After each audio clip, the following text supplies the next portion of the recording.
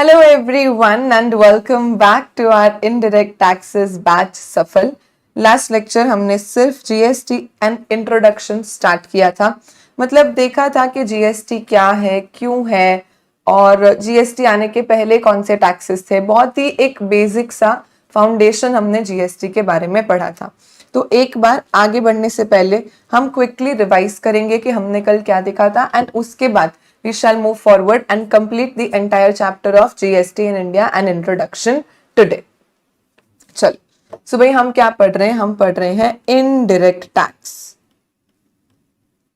हम पढ़ रहे हैं indirect tax. Now indirect tax पढ़ने के पहले हमने पढ़ा कि ये टैक्स क्या होता है. What do we understand by the term tax? तो टैक्स क्या है? एक पिक्यूनरी पेमेंट, मतलब एक कंपल्सरी, एक मॉनेटरी पेमेंट है जो हमको गवर्नमेंट को करना है। क्या ये वॉलेंटरी होता है? The answer is no. ऐसा नहीं है कि आज हमारी इच्छा हुई तो हम टैक्स पे करेंगे, आज हमारा मूड है तो हम टैक्स पे करेंगे, मूड नहीं है तो फिर हम टैक्स पे नहीं करेंगे, ऐसा नहीं होगा। तो टैक्स क्या है? टैक्स एक कंपल्सरी पेमेंट है। टैक्स एक कंपल्सरी पेमेंट है, एक मॉनेटरी पेमेंट है जो आपको गवर्नमेंट को करना है। It is an enforced contribution and not a voluntary contribution और डोनेशन। क्यों पे करते हो आप ये टैक्स गवर्नमेंट को? ताकि गवर्नमेंट इस रेवेन्यू को यूज करके और कंट्री को या स्टेट को रन करने के लिए अपने ऑपरेशंस को कर सके। इसलिए हम टैक्स का कंट्रीब्यूशन करते हैं, क्योंकि हम इस देश में रहते हैं, देश की सुविधा यूज करते हैं, तो उसके अगेंस्ट हम क्या करते हैं?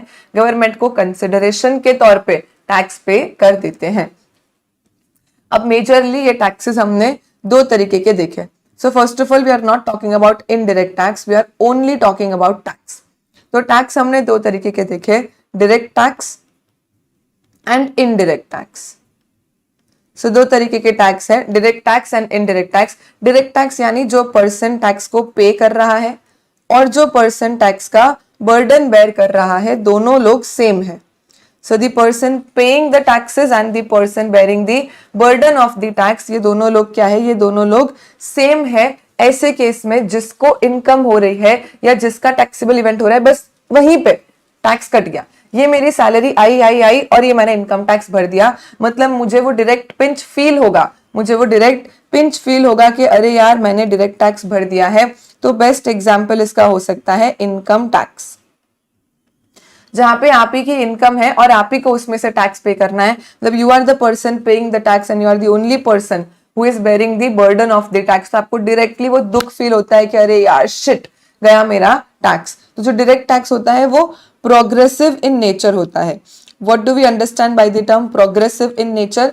जिसकी एबिलिटी ज्यादा, जिसकी टैक्स पे करने की एबिलिटी ज्यादा, उस पर्सन से हम क्या करेंगे? टैक्स भी ज्यादा चार्ज कर लेंगे। यानी अगर कोई कम इनकम कमाता है तो उसको कम रेट ऑफ टैक्स लगता है, कोई ज्यादा इनकम कमाता है तो उसको इनकम टैक्स में ज्यादा रेट ऑफ टैक्स लगता है।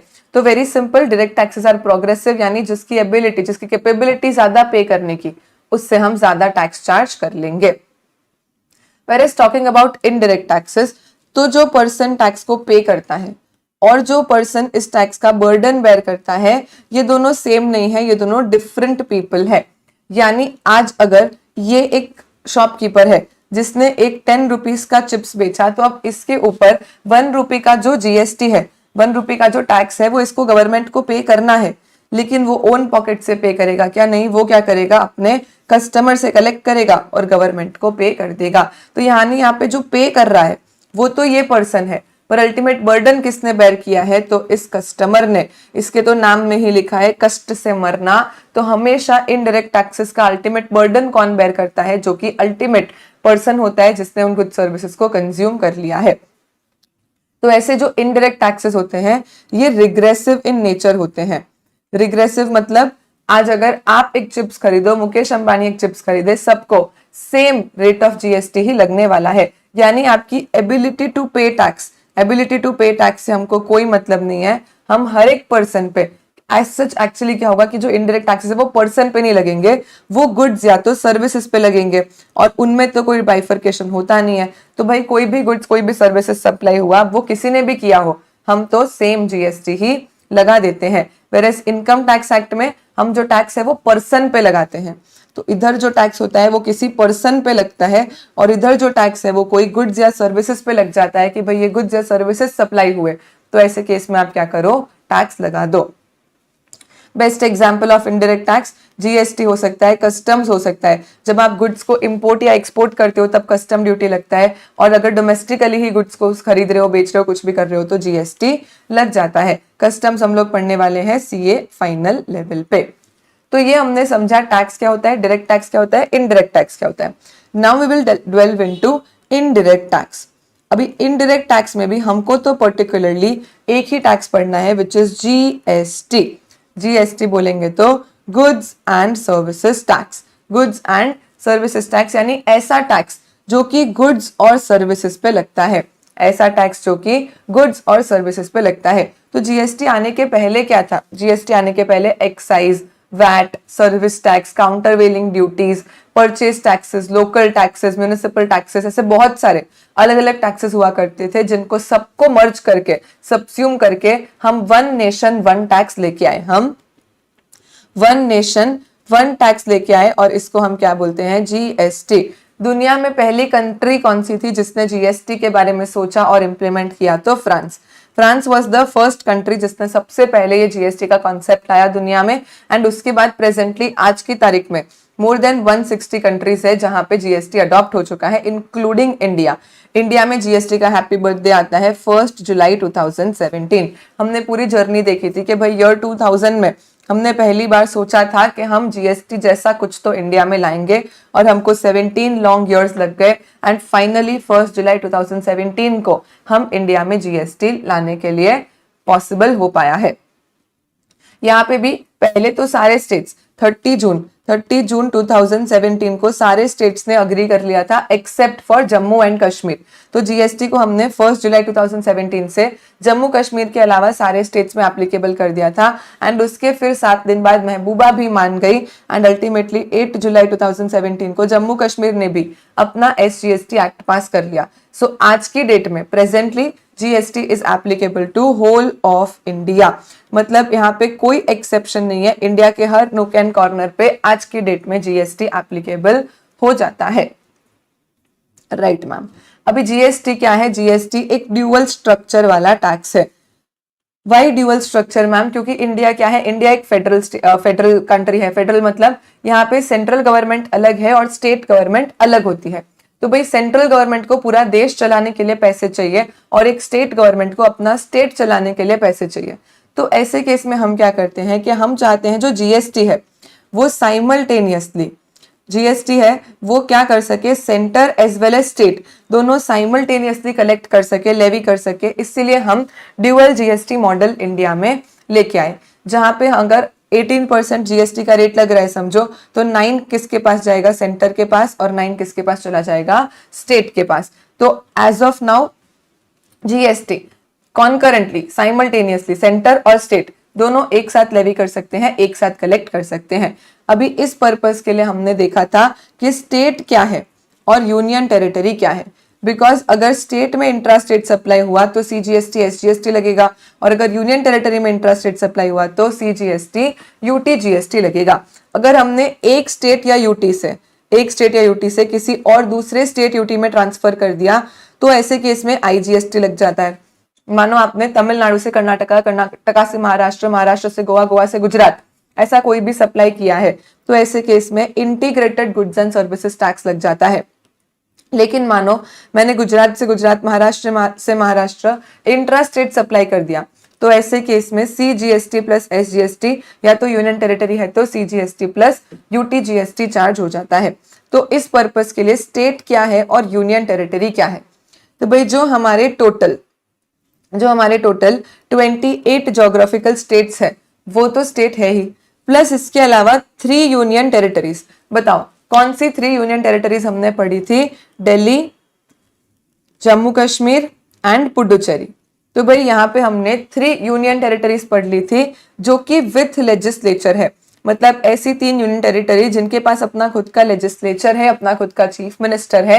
ये एज सच एक्चुअली भले ही यूनियन टेरिटरीज हो, लेकिन इनको हम जीएसटी पर्पस के लिए क्या मान लेंगे, स्टेट मान लेंगे। तो भाई जीएसटी में कोई आपसे पूछे कि इंडिया में कितने स्टेट है, तो 28 states plus 3 union territories with legislature, Delhi, Jammu Kashmir और पुडुचेरी, इनको हम जीएसटी में स्टेट मानेंगे। सो जीएसटी के हिसाब से हमारे पास हो जाते हैं टोटल 31 स्टेट्स।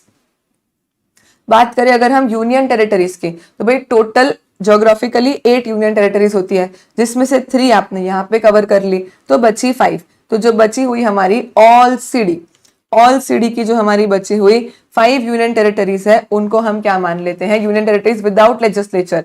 ये ऑल सीडी वाली 5 यूनियन टेरिटरी जीएसटी पर्पस के लिए यूनियन टेरिटरी बन जाती है। अंडमान निकोबार, लक्षद्वीप, लद्दाख, चंडीगढ़ और Dadra Nagar Haveli and Daman and Diu. सो ये 5 यूनियन टेरिटरीज विदाउट लेजिस्लेचर। तो यहाँ पे स्टेट्स में सीजीएसटी प्लस एसजीएसटी चार्ज होता है और यूनियन टेरिटरीज में सीजीएसटी प्लस यूटीजीएसटी चार्ज हो जाता है।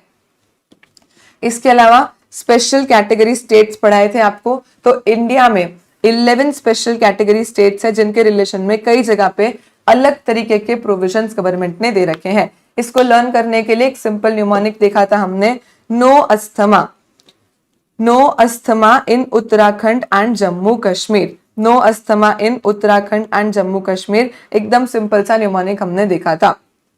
तो भाई नो का मतलब नागालैंड, नो का मतलब Nagaland. Then A for Assam, S for Sikkim, T for Tripura, H for Himachal Pradesh, M से बोलेंगे मणिपुर, मिजोरम, मेघालय। एम से बोलेंगे मणिपुर, मिजोरम और मेघालय। उसके बाद ए से अरुणाचल प्रदेश, उत्तराखंड एंड जम्मू कश्मीर। ये हो जाते हैं हमारे जीएसटी पर्पस के लिए 11 स्पेशल कैटेगरी स्टेट्स। ठीक है, ये सब कुछ ओके है मैम। अब आप ये बताओ कि पुराने टैक्सेस तो ऑलरेडी एग्जिस्ट कर रहे थे, वैट, सीएसटी और एक्साइज ड्यूटी या फिर सर्विस टैक्स वगैरह, तो नीड क्या आ गई, व्हाट वाज द नीड कि हमको जीएसटी लाना पड़ा। मतलब पुराने टैक्सेशन रिजिम में क्या डिफेक्ट्स थे, पुराने टैक्सेशन रिजिम में क्या प्रॉब्लम्स थी, या फिर क्या इल्स थे पुराने टैक्सेशन रिजिम्स के, जिसके चलते हमको जीएसटी लाने के बारे में सोचना पड़ा।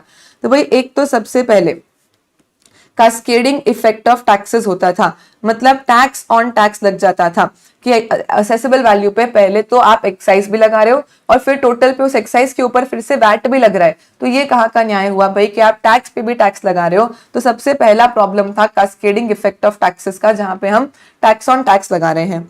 दूसरा, कई जगह पे डिस्टिंक्शन वॉज ब्लर, मतलब कि ये गुड्स है या ये सर्विस है समझ नहीं आता था। जैसे कि restaurant is the best example, जहाँ पे हम खाने के लिए विच इज अ गुड उसके लिए भी जाते हैं और एम्बियंस के लिए, उनकी सर्विस के लिए भी जाते हैं। तो अब रेस्टोरेंट को गुड्स माने कि सर्विस माने, क्योंकि गुड्स मानेंगे तो वैट लगेगा, सर्विस मानेंगे तो सर्विस टैक्स लगेगा। अब यहाँ पे क्योंकि डिस्टिंक्शन ब्लर था तो दोनों ही लग जाते थे। वाह, बताओ, क्योंकि रेस्टोरेंट गुड्स है या सर्विस हम डिसाइड नहीं कर पाते थे, इसीलिए एक ही रेस्टोरेंट के सर्विस के लिए आप वैट भी लगा रहे हो और आप सर्विस टैक्स भी लगा रहे हो, ये हो जाता था।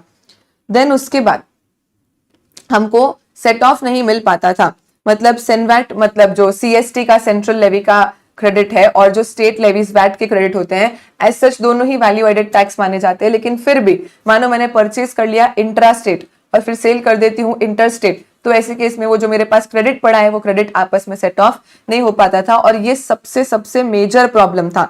हमने जीएसटी लाया ही इसीलिए ताकि हम फ्री फ्लो ऑफ क्रेडिट दे पाए। तो जीएसटी का जो सबसे बेसिक फाउंडेशन है वो यही है कि सारे के सारे लोगों को फ्री फ्लो ऑफ क्रेडिट मिलना चाहिए। And last point under the ills और the deficiencies of earlier taxation regime was कि इंटीग्रेशन नहीं था, मतलब एक इंसान बिजनेस करे या इतने सारे अलग अलग टैक्सेस का कंप्लायंस करे कि वैट भी भरो, सीएसटी भी भरो, सर्विस टैक्स भी भरो, एक्साइज भी भरो, कोई म्युनिसिपल टैक्स है, ऑक्ट्रॉय है, परचेज टैक्स है, लोकल बॉडी टैक्सेस है, इतने सारे अलग अलग तरीके के टैक्सेस लेवी हो रहे हैं जो कि इंटीग्रेटेड नहीं है। तो आदमी तो मल्टीपल कंप्लायंसेस करने में ही रह जाएगा। तो ये सारे प्रॉब्लम्स के चलते हम लेके आए इंडिया में जीएसटी। तो जीएसटी फिर किस कॉन्सेप्ट पे बेस्ड था कि कभी भी कास्केडिंग ऑफ टैक्स तो होगा ही नहीं, नो कास्केडिंग ऑफ टैक्स। हम जीएसटी के ऊपर कभी भी जीएसटी नहीं लगाएंगे और अल्टीमेटली हर स्टेज पे सिर्फ जितना वैल्यू ऐड होगा उतना ही नया टैक्स लगेगा और अल्टीमेटली जो सारा का सारा टोटल बर्डन है वो आप फाइनल कंज्यूमर के ऊपर डाल देना।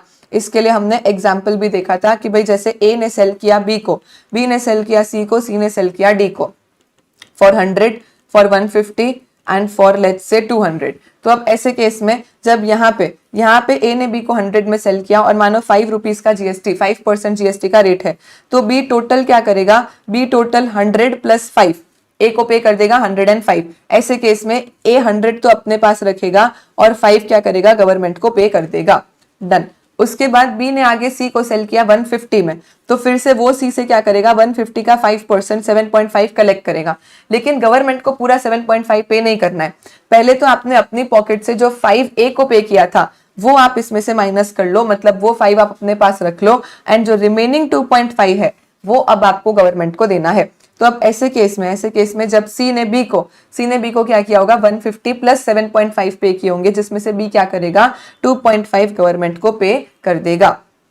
उसके बाद सी ने जब डी को आगे सेल किया 200 में, तो अगेन 200 का 5% आ जाएगा 10, लेकिन सी को गवर्नमेंट को क्या करना है, 10 नहीं पूरा पे करना है, 10 में से 7.5 जो पहले सी ने बी को दिए थे वो अपने पास रिकवर कर लेगा, जो बचा है 2.5 वो गवर्नमेंट को पे कर देगा। आइडियली गवर्नमेंट को लास्ट में गुड्स 200 पे बिके हैं, उसका 5% 10 टोटल गवर्नमेंट को मिलना चाहिए। पहले 5 मिला, फिर 2.5 मिला, फिर 2.5 मिला, मतलब गवर्नमेंट को तो यहाँ पे टोटल 10 रुपीज मिल गए हैं। अल्टीमेटली जो ये बीच वाले लोग थे इन सब ने जितना जितना पे किया फिर से इन्होंने रिकवर कर लिया, और लास्ट में ये जो पूरा का पूरा 10 है ये किसकी जेब से चला गया, ये डी की जेब से चला गया। सो यहाँ पे हम बोलते हैं कि कभी भी टैक्स पे टैक्स नहीं लगा। ऐसा नहीं हुआ कभी भी कि 105 के ऊपर 5% लग गया, नो, ऑलवेज एंड ऑलवेज हम मेन जो टैक्सेबल वैल्यू है हमने उसी पे टैक्स लगाया, और हर स्टेज पे जितना वैल्यू ऐड हुआ बस उतना ही नया टैक्स लगा। यहाँ पे 50 का वैल्यू ऐड हुआ 100 से 150, तो 50 का 5% 2.5 ही नया टैक्स पे करना पड़ा। तो हर स्टेज पे जितनी वैल्यू ऐड हुई उतना उतना हमने टैक्स पे किया, और अल्टीमेटली सारा का सारा बर्डन जो है वो फाइनल कंज्यूमर ने बेयर कर लिया है। सो ये कॉन्सेप्ट है जीएसटी के जिनके ऊपर मेजरली जीएसटी का फाउंडेशन को हमने बेस करके रखा है। इतना सब कुछ हमने अपने लास्ट लेक्चर में कंप्लीट किया था। आज सेकेंड लेक्चर ही है तो मैंने थोड़ा सा डिटेल में रिवीजन करवाया है, बाकी डेली हम लोग स्टार्टिंग के 10 मिनट्स सिर्फ जो हम लास्ट लेक्चर में पढ़ते हैं उसका रिवीजन करके और आगे बढ़ते जाएंगे। चलो, so what is tax and all of this we have completed. कोई कास्केडिंग इफेक्ट नहीं है, कंटिन्यूअस चेन ऑफ क्रेडिट है, अल्टीमेटली सारा बर्डन फाइनल कंज्यूमर बेयर करेगा, value added tax and need for GST done. अभी हम देखते हैं बेनिफिट्स ऑफ जीएसटी। चलो, अब जीएसटी आ तो गया, तो अब जीएसटी आने से किसको क्या फायदा हो रहा है, what are the benefits of GST. Benefits of GST को हम 4 पार्ट्स में ब्रेक करते हैं। सबसे पहला, इकोनॉमी को क्या बेनिफिट है, फिर simplified tax structure, easy tax compliance. अभी इसके अंदर के पॉइंट से आप देखोगे तो सिंप्लीफाइड टैक्स स्ट्रक्चर से समझ में आएगा कि भाई यहाँ पे हमको point number 1 is saying ease of doing business, यानी as a business person, as a businessman आपको बेनिफिट है कि ईज ऑफ डूइंग बिजनेस हो जाएगा। मतलब अब आपको टैक्सेस के कंप्लायंसेस के बारे में इतना नहीं सोचना है, बस हर महीने एक जीएसटी का रिटर्न भरना है और कुछ भी नहीं। तो वो जो पहले मल्टीपल टैक्सेस का ध्यान रखना पड़ता था वो सब कुछ नहीं करना है, तो आप अपने बिजनेस को अच्छे से कर पाओगे, ease of doing business. And दूसरा, सर्टेनिटी इन टैक्स एडमिनिस्ट्रेशन।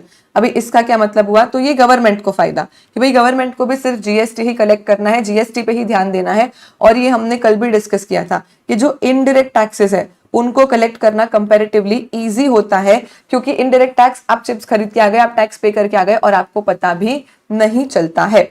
तो यहाँ पे सिंप्लीफाइड टैक्स स्ट्रक्चर में हम ऐसे याद रख लेंगे कि सिंपल तो हुआ है, फर्स्ट पॉइंट में सिंपल हुआ है बिजनेस के लिए और सेकेंड पॉइंट में सिंपल हुआ है गवर्नमेंट के लिए।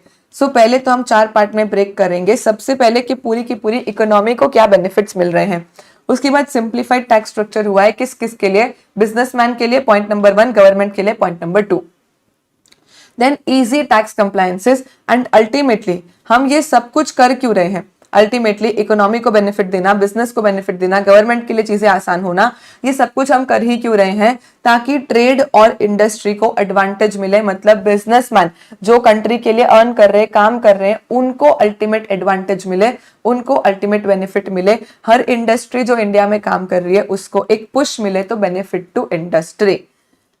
पॉइंट बाय पॉइंट अंदर सब कुछ समझते हैं। तो सबसे पहले हम बोल रहे हैं बेनिफिट्स टू इकोनॉमी। कितनी बड़ी बात कर दी कि कंट्री एज अ होल, पूरे के पूरे देश की इकोनॉमी को जीएसटी आने से क्या बेनिफिट होता है। सबसे पहले creation of unified national market.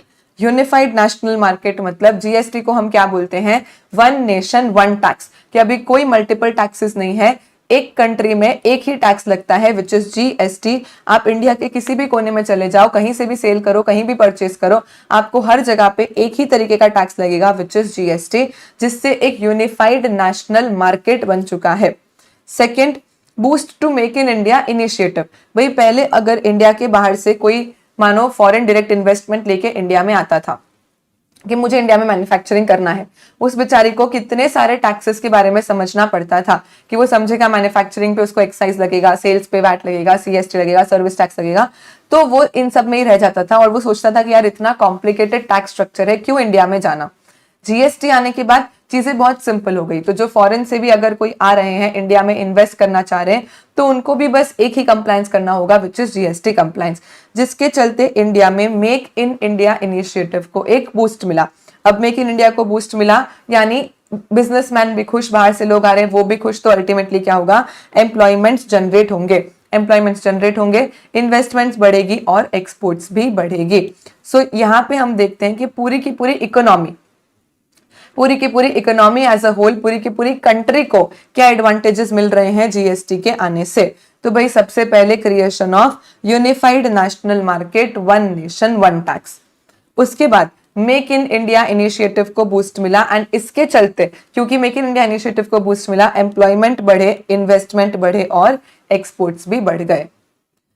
Simplified tax structure को कैसे याद रखेंगे, पहला पॉइंट बिजनेसमैन के लिए, दूसरा पॉइंट गवर्नमेंट के लिए, कि क्योंकि टैक्स स्ट्रक्चर सिंपल हो गया, क्योंकि आपको मल्टीपल चीजें नहीं करनी है, एक ही सिंपल टैक्स स्ट्रक्चर में सारे कंप्लायंसेस करने हैं, तो टैक्स स्ट्रक्चर सिंपल होने के कारण ईज ऑफ डूइंग बिजनेस मिल गया आपको, यानी बिजनेसमैन कंपैरेटिवली थोड़ा सा फ्री है, अब वो अपने बिजनेस पे ध्यान दे सकता है, कंप्लायंसेस के बारे में नहीं सोचना है। एंड दूसरा, गवर्नमेंट को भी अब एक ही तरीके का टैक्स कलेक्ट करना है, तो यहीं पे सारा ध्यान देंगे तो एडमिनिस्ट्रेशन भी इजी हो जाता है।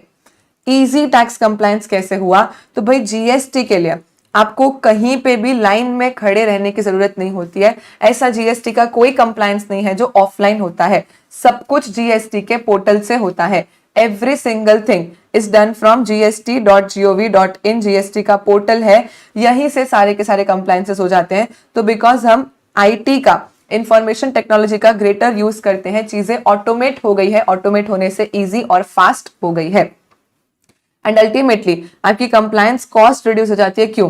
क्योंकि जीएसटी के रिटर्न्स इतने सिंपल है, हम आगे जाके पोर्टल देखेंगे, समझेंगे, यू विल अंडरस्टैंड कि आप खुद भी अगर चाहो तो अपना जीएसटी का रिटर्न खुद भर सकते हो, आपको कोई सीए की या कोई प्रैक्टिशनर की जरूरत नहीं है जो आपको रिटर्न भर के दे। अभी प्रैक्टिकली लोग सीए से भरवाते हैं या किसी रिटर्न फाइलर से भरवाते हैं, which is a different story, but अगर आप एक बार सीख लो तो एकदम सिंपल है, आप खुद से भी कर सकते हो। एंड ऑल्सो क्योंकि अलग अलग जगह पे कहीं जाके लाइन में नहीं खड़े रहना है, सब कुछ इंफॉर्मेशन टेक्नोलॉजी के थ्रू, सब कुछ ऑनलाइन, सब कुछ फटाफट हो जाता है, तो आपकी जो कंप्लायंस कॉस्ट है वो कम हो जाती है।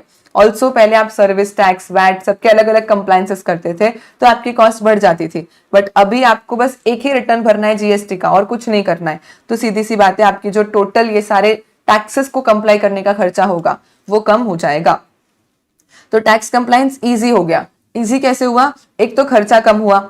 इजी कैसे हुआ? तो एक तो खर्चा कम हुआ और दूसरा सारी चीजें ऑटोमेटेड हो गई, मुझे कहीं लाइन में जाके खड़े नहीं रहना है, कहीं पे कुछ और नहीं करना है, सब कुछ बस एक पोर्टल के थ्रू, इंफॉर्मेशन टेक्नोलॉजी के थ्रू फटाफट हो जाएगा, तो मेरा टाइम भी सेव हो जाएगा। अभी अल्टीमेटली हमने ये सब क्यों किया, क्यों हमने पूरे नेशन को बेनिफिट दिया, टैक्स स्ट्रक्चर को सिंपल किया, लोगों की कॉस्ट्स बचाने के बारे में सोचा, ताकि अल्टीमेटली हमारा ट्रेड एंड इंडस्ट्री बूम कर सके, ट्रेड एंड इंडस्ट्री को एडवांटेज मिले, बिजनेसमैन खुश रहे। तो भाई इस तरीके से जीएसटी लाए हैं कि पूरी की पूरी इंडस्ट्री को बेनिफिट मिल सके, और वो जो पुराने टैक्सेशन रिजीम के इल इफेक्ट्स थे कि भाई कास्केडिंग हो रही है, टैक्स पे टैक्स लग रहा है, जिससे बिजनेसमैन खुश नहीं थे, वो सारी चीजें हमने मिटिगेट करने की कोशिश की है। बिजनेसमैन खुश रहेंगे, इंडस्ट्री प्रॉस्पर करेगा, तो ओवरऑल देश तो खुद ही प्रॉस्पर कर लेगा। तो ये प्योर थ्योरी वाली चीज है कि भाई जीएसटी आने से इंडिया को क्या बेनिफिट्स मिले हैं। अभी ये मैं आपको नहीं भी पढ़ाती तो भी आप खुद से भी पढ़ के समझ के लर्न कर सकते थे, बट ऑब्वियसली ऐसा हम कुछ भी नहीं करने वाले हैं। कोई भी कितनी भी सिंपल चीज होगी हम उसका 100% कवरेज क्लास में करने ही वाले हैं।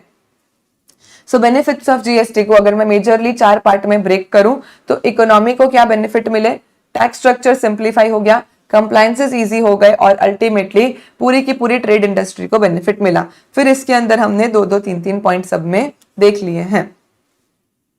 States and UT for GST purpose और स्पेशल कैटेगरी स्टेट्स हमने कल ही कंप्लीट कर लिए थे।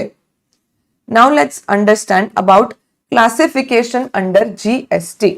अब इसका क्या मतलब है तो देखो, लेट्स से फॉर एग्जांपल मैंने एक कैलकुलेटर बेचा। अब कैलकुलेटर गुड्स तो है, मुझे पता है इसको बेचने पे जीएसटी लगना चाहिए, पर रेट ऑफ टैक्स क्या होगा?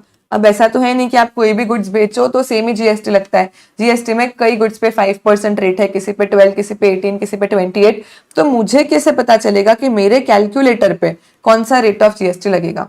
लेट्स से फॉर एग्जाम्पल मैं एक टीचर हूं, मैंने टीचिंग सर्विसेज दिया, तो मुझे कैसे पता चलेगा कि अपने जो मेरे स्टूडेंट्स हैं उनसे मुझे क्या रेट ऑफ जीएसटी चार्ज करना है? हाउ डू आई डिटरमाइन कि मेरे जो गुड्स है, मेरे जो सर्विसेज है, उन पे क्या रेट ऑफ जीएसटी लगता है?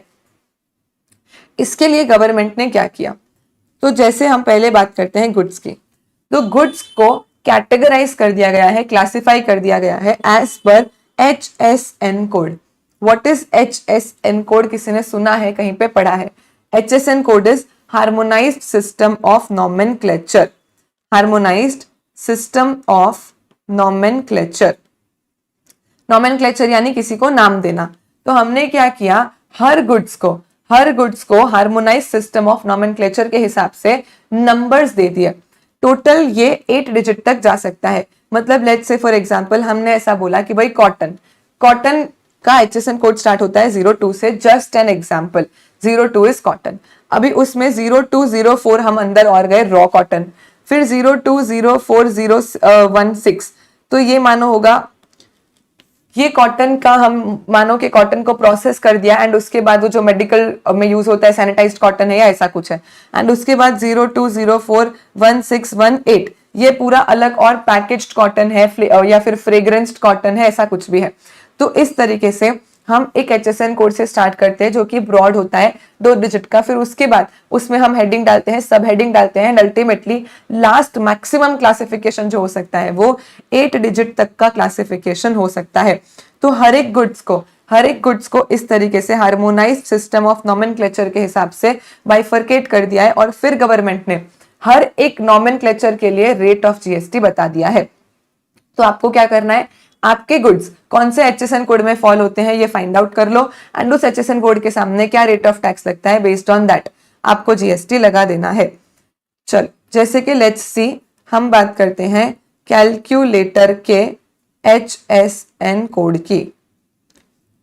तो यहाँ पे देखो हमको ये पूरा 8 डिजिट मैथमेटिकल कैलकुलेटिंग इंस्ट्रूमेंट मिल गया, और इस पे जीएसटी का गवर्नमेंट का रेट क्या है, 12% है। अभी हो सकता है कि गवर्नमेंट ने साइंटिफिक कैलकुलेटर या फिर जो फाइनेंशियल कैलकुलेटर्स आते हैं, जो नॉर्मल मैथमेटिकल कैलकुलेटर्स आते हैं, उनके लिए अलग रेट ऑफ जीएसटी बता रखा हो। तो ऐसे केस में कि हो सकता है कि गवर्नमेंट ने बोला कि भाई 064124 जो है वो सारे कैलकुलेटर्स का HSN कोड है। अब उसके अंदर 06412401 ये मैथमेटिकल होगा, 02 ये फाइनेंशियल होगा, 03 ये हो सकता है साइंटिफिक कैलकुलेटर्स हो, या फिर सारे के सारे कैलकुलेटर्स को एक ही HSN कोड में डाल दिया है।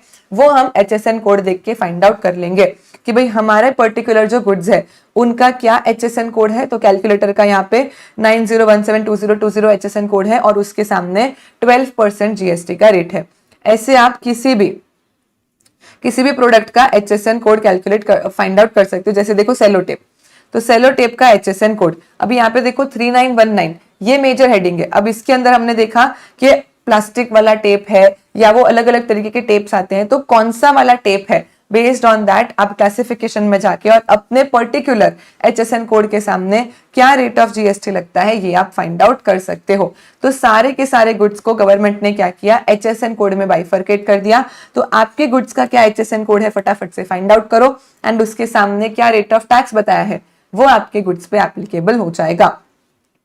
सेम गोज विद सर्विसेज, जैसे गुड्स के लिए HSN कोड है वैसे सर्विसेज के लिए scheme of classification of services है। तो ये स्कीम ऑफ क्लासिफिकेशन के हिसाब से, तो यहाँ पे भाई आप डॉक्टर हो, टीचर हो, इंजीनियर हो, जो भी अलग अलग तरीके की सर्विसेज होती है उन सबको यहाँ पे scheme of classification of services में बाइफरकेट कर दिया है। तो आपका क्या सर्विस है फाइंड आउट करो, उसके सामने क्या गवर्नमेंट ने रेट ऑफ जीएसटी बताया है वो आपके सप्लाई पे, एप्लीकेबल हो जाएगा।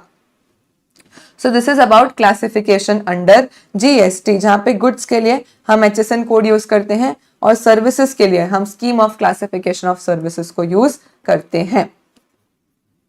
डन। अब जैसे कि लेट्स से मैंने सोचा मैं ये पेन बेचूंगी। अब यहाँ पे मुझे डाउट्स हो सकते हैं कि इसको मैं स्टेशनरी पेन में क्लासिफाई करूं, इलेक्ट्रॉनिकल पेन में क्लासिफाई करूं, तो कौन से HSN कोड में क्लासिफाई करूं। तो हर HSN कोड के अपने प्रॉपर डिस्क्रिप्शंस दिए होते हैं, तो आप प्रॉपरली रूल्स पढ़ोगे, डिस्क्रिप्शन समझोगे एंड देन यू डिसाइड कि आपको कौन से HSN कोड को फॉलो करना है। अब ये चीज हम बहुत डिटेल में CA फाइनल लेवल पे पढ़ते हैं कि कभी अगर ऐसा कंफ्यूजन हो रहा है कि ये पेन ही है ना, अब स्टेशनरी वाले पेन पे रेट लगता है मानो 5%, पर अगर कोई इलेक्ट्रॉनिकल पेन है उस पे रेट लगता है 18%, तो मैं इस पे क्या लगाऊं। तो ऐसे एकदम प्रॉपर क्लासिफिकेशन कैसे किया जाता है वो हम CA फाइनल लेवल पे पढ़ने वाले हैं। एज ऑफ नाउ इसका कोई टेंशन आपको लेना नहीं है, क्वेश्चन आपको हमेशा रेट ऑफ GST बताएगा ही और आपको वही रेट को अप्लाई कर देना रहेगा। चलो, now we talk about taxes subsumed in GST and taxes not subsumed in GST। तो भाई जैसे अभी हमने कल बात किया था कि जो भी पुराने टैक्सेस थे, जो भी हमारे excise service tax, countervailing duty, special countervailing duty, central sales tax या तो कोई भी दूसरी तरीके का सरचार्ज या सेस जो गुड सर्विसेज के सप्लाई पे लगता था, उन सबको हमने क्या किया, सबस्यूम कर लिया है GST के अंदर। तो कई सारे तरीके के सेंट्रल टैक्सेस थे, कई सारे तरीके के स्टेट टैक्सेस थे, जिन सबको हमने क्या किया, हटाया और मर्ज करके एक टैक्स बना दिया विच इज GST। तो कुछ सेंट्रल टैक्सेस की बात करें तो सेंट्रल एक्साइज होता था, फिर स्टेट एक्साइज अलग होता था, फिर सर्विस टैक्स तो पूरा सेंटर पे एक ही लगता था, काउंटर वेलिंग ड्यूटी CST। अभी जब इंट्रा स्टेट सप्लाई करते थे तो वैट लगता था, इंटर स्टेट पे CST लगता था, तो वो सेंट्रल में आ गया। फिर कोई भी दूसरा सेस या सरचार्ज जो गुड्स या सर्विसेज के सप्लाई पे लगता था, उन सबको मर्ज करके हमने क्या किया, GST में सबस्यूम कर दिया। तो luxury tax, lottery betting, not battery lotting, it is lottery betting, gambling पे कोई टैक्स लगता है, purchase tax, VAT, advertisement tax, इन सबको हमने सबस्यूम करके क्या किया, एक टैक्स बना दिया विच इज GST। ये एक छोटा सा पॉइंट अलग है जो हम 2 मिनट में इस पे फिर से आते हैं, बाकी सिंपल है। अगर एग्जामिनर आपसे पूछे कि बताओ टैक्सेस सबस्यूम्ड इन GST, जितने भी याद आए, excise service tax, VAT, CST, countervailing duty, special countervailing duty, purchase tax, सारे के सारे टैक्सेस GST में सबस्यूम हो चुके हैं। ये इतना इंपॉर्टेंट नहीं है, इंपॉर्टेंट है taxes not subsumed in GST। ये वाला पर्टिकुलर पॉइंट आपको MCQ में पूछा जा सकता है। ये वाली जो टेबल है, बहुत अच्छे से टेबल को पूरा लर्न करना है, MCQ पोटेंशियल है इसमें कि भाई कौन से टैक्सेस है जो आज भी कंटिन्यू हो रहे हैं। भाई आपने बोला 1 नेशन 1 टैक्स है, आपने बोला 1 नेशन 1 टैक्स है, लेकिन फिर भी कुछ टैक्सेस ऐसे हैं जो GST आने के बाद आज भी अबॉलिश नहीं हुए हैं और GST आने के बाद भी वो टैक्सेस कंटिन्यू हो रहे हैं, गवर्नमेंट ने उनको बंद नहीं किया है। तो ऐसे कुछ 5-6 केसेस है जो हमको देखना है कि भाई even after GST is being implemented, फिर भी ये टैक्सेस आज के डेट में भी कंटिन्यू हो रहे हैं, ये GST में सबस्यूम नहीं हुए हैं। चलो 1 by 1 समझते हैं और फिर पूरा टेबल क्लास में ही लर्न कर लेंगे, लाइफ में कभी नहीं भूलोगे। तो सबसे पहले alcoholic liquor for human consumption. अभी देखो बहुत इंपॉर्टेंट है, लिक्कर की बात हो रही है लेकिन फॉर ह्यूमन कंजम्पशन। अभी आप समझो तो सैनिटाइजर बनाने के लिए भी अल्कोहल यूज होता है, लेकिन वो इंडस्ट्रियल कंजम्पशन वाला अल्कोहल है, उसकी बात नहीं कर रहे, उस पे तो GST लगता है। सिर्फ और सिर्फ जो गम बुलाने के, पीने के काम आता है, हम उस वाले अल्कोहलिक लिक्कर की बात कर रहे हैं। तो ह्यूमन कंजम्पशन के लिए ये जो भी लिक्कर, दारू, बियर, वाइन, जो भी आप बोल लो अपनी लैंग्वेज में, सब कुछ जो भी है अल्कोहलिक लिक्कर है जो कोई ह्यूमन कंज्यूम कर सकता है, उस पे GST नहीं लगता है, उसको आज भी GST के परव्यू से बाहर रखा गया है। मैम ऐसा क्यों किया? लिक्कर तो मतलब इतना ज्यादा बिकता है इंडिया में और GST तो लगना ही चाहिए ना उस पे।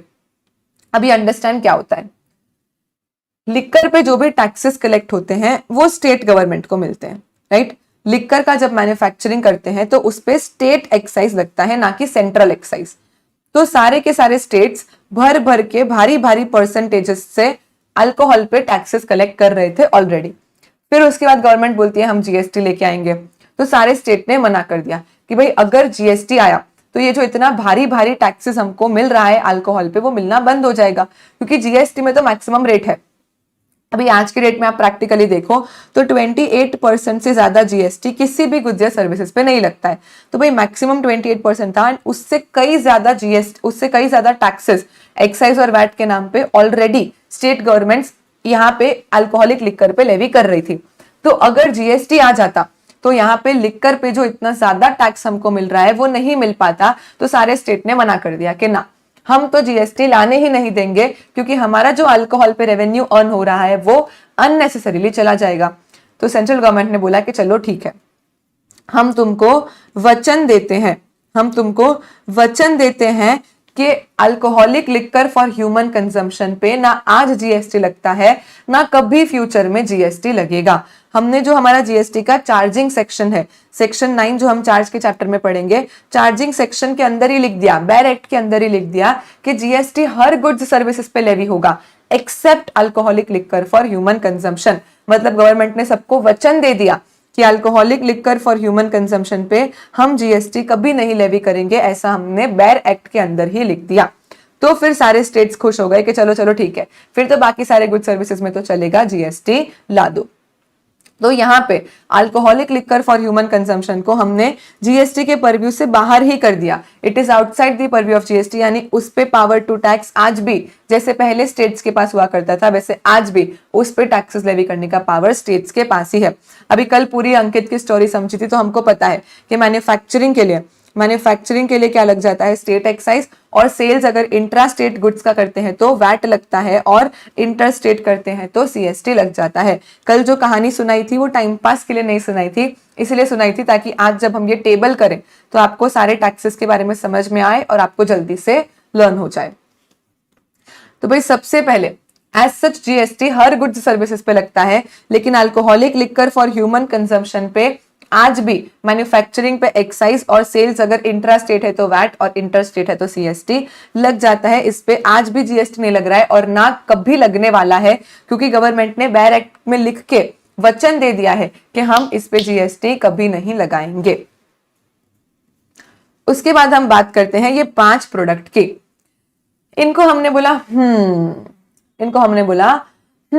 एक काम करो तुम जाके नैप ले लो। इनको हमने बोला एक काम करो तुम जाके नैप ले लो। मतलब इन जो 5 प्रोडक्ट, ये जो हमारे नैप वाले 5 प्रोडक्ट है, इन पे जीएसटी आज नहीं लगता है, लेकिन फ्यूचर में हम इन पे जीएसटी लगाना चाहते हैं। हमारा इंटेंशन तो है कि आज नहीं तो कल इन पे हम जीएसटी लगा ही देंगे। देखो डिफरेंस क्या है, अल्कोहल पे तो ना आज लगा रहे हैं और ना कभी हमारा इंटेंशन है फ्यूचर में लगाने के लिए। अल्कोहल ने तो आपको क्या कर दिया है, ब्रो जोन कर दिया है। अल्कोहल को हमने ब्रो जोन कर दिया कि भाई ना आज कोई चांस है ना फ्यूचर में कोई चांस होने वाला है, लेकिन जो ये हमारे नैप वाले 5 पेट्रोलियम प्रोडक्ट है इनको हमने फ्रेंड जोन करके रखा है कि कभी आगे जाके कुछ हुआ तो आपका चांस बन जाएगा।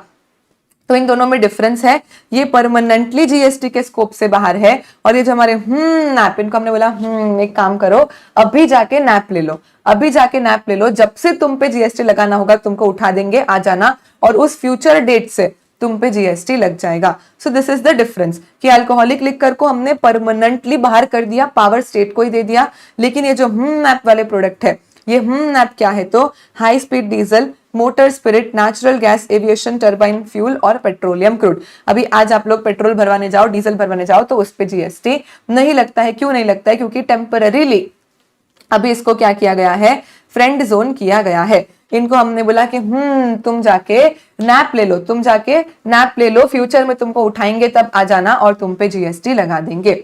सो nap is high speed diesel, motor spirit, natural gas, aviation turbine fuel और पेट्रोलियम क्रूड।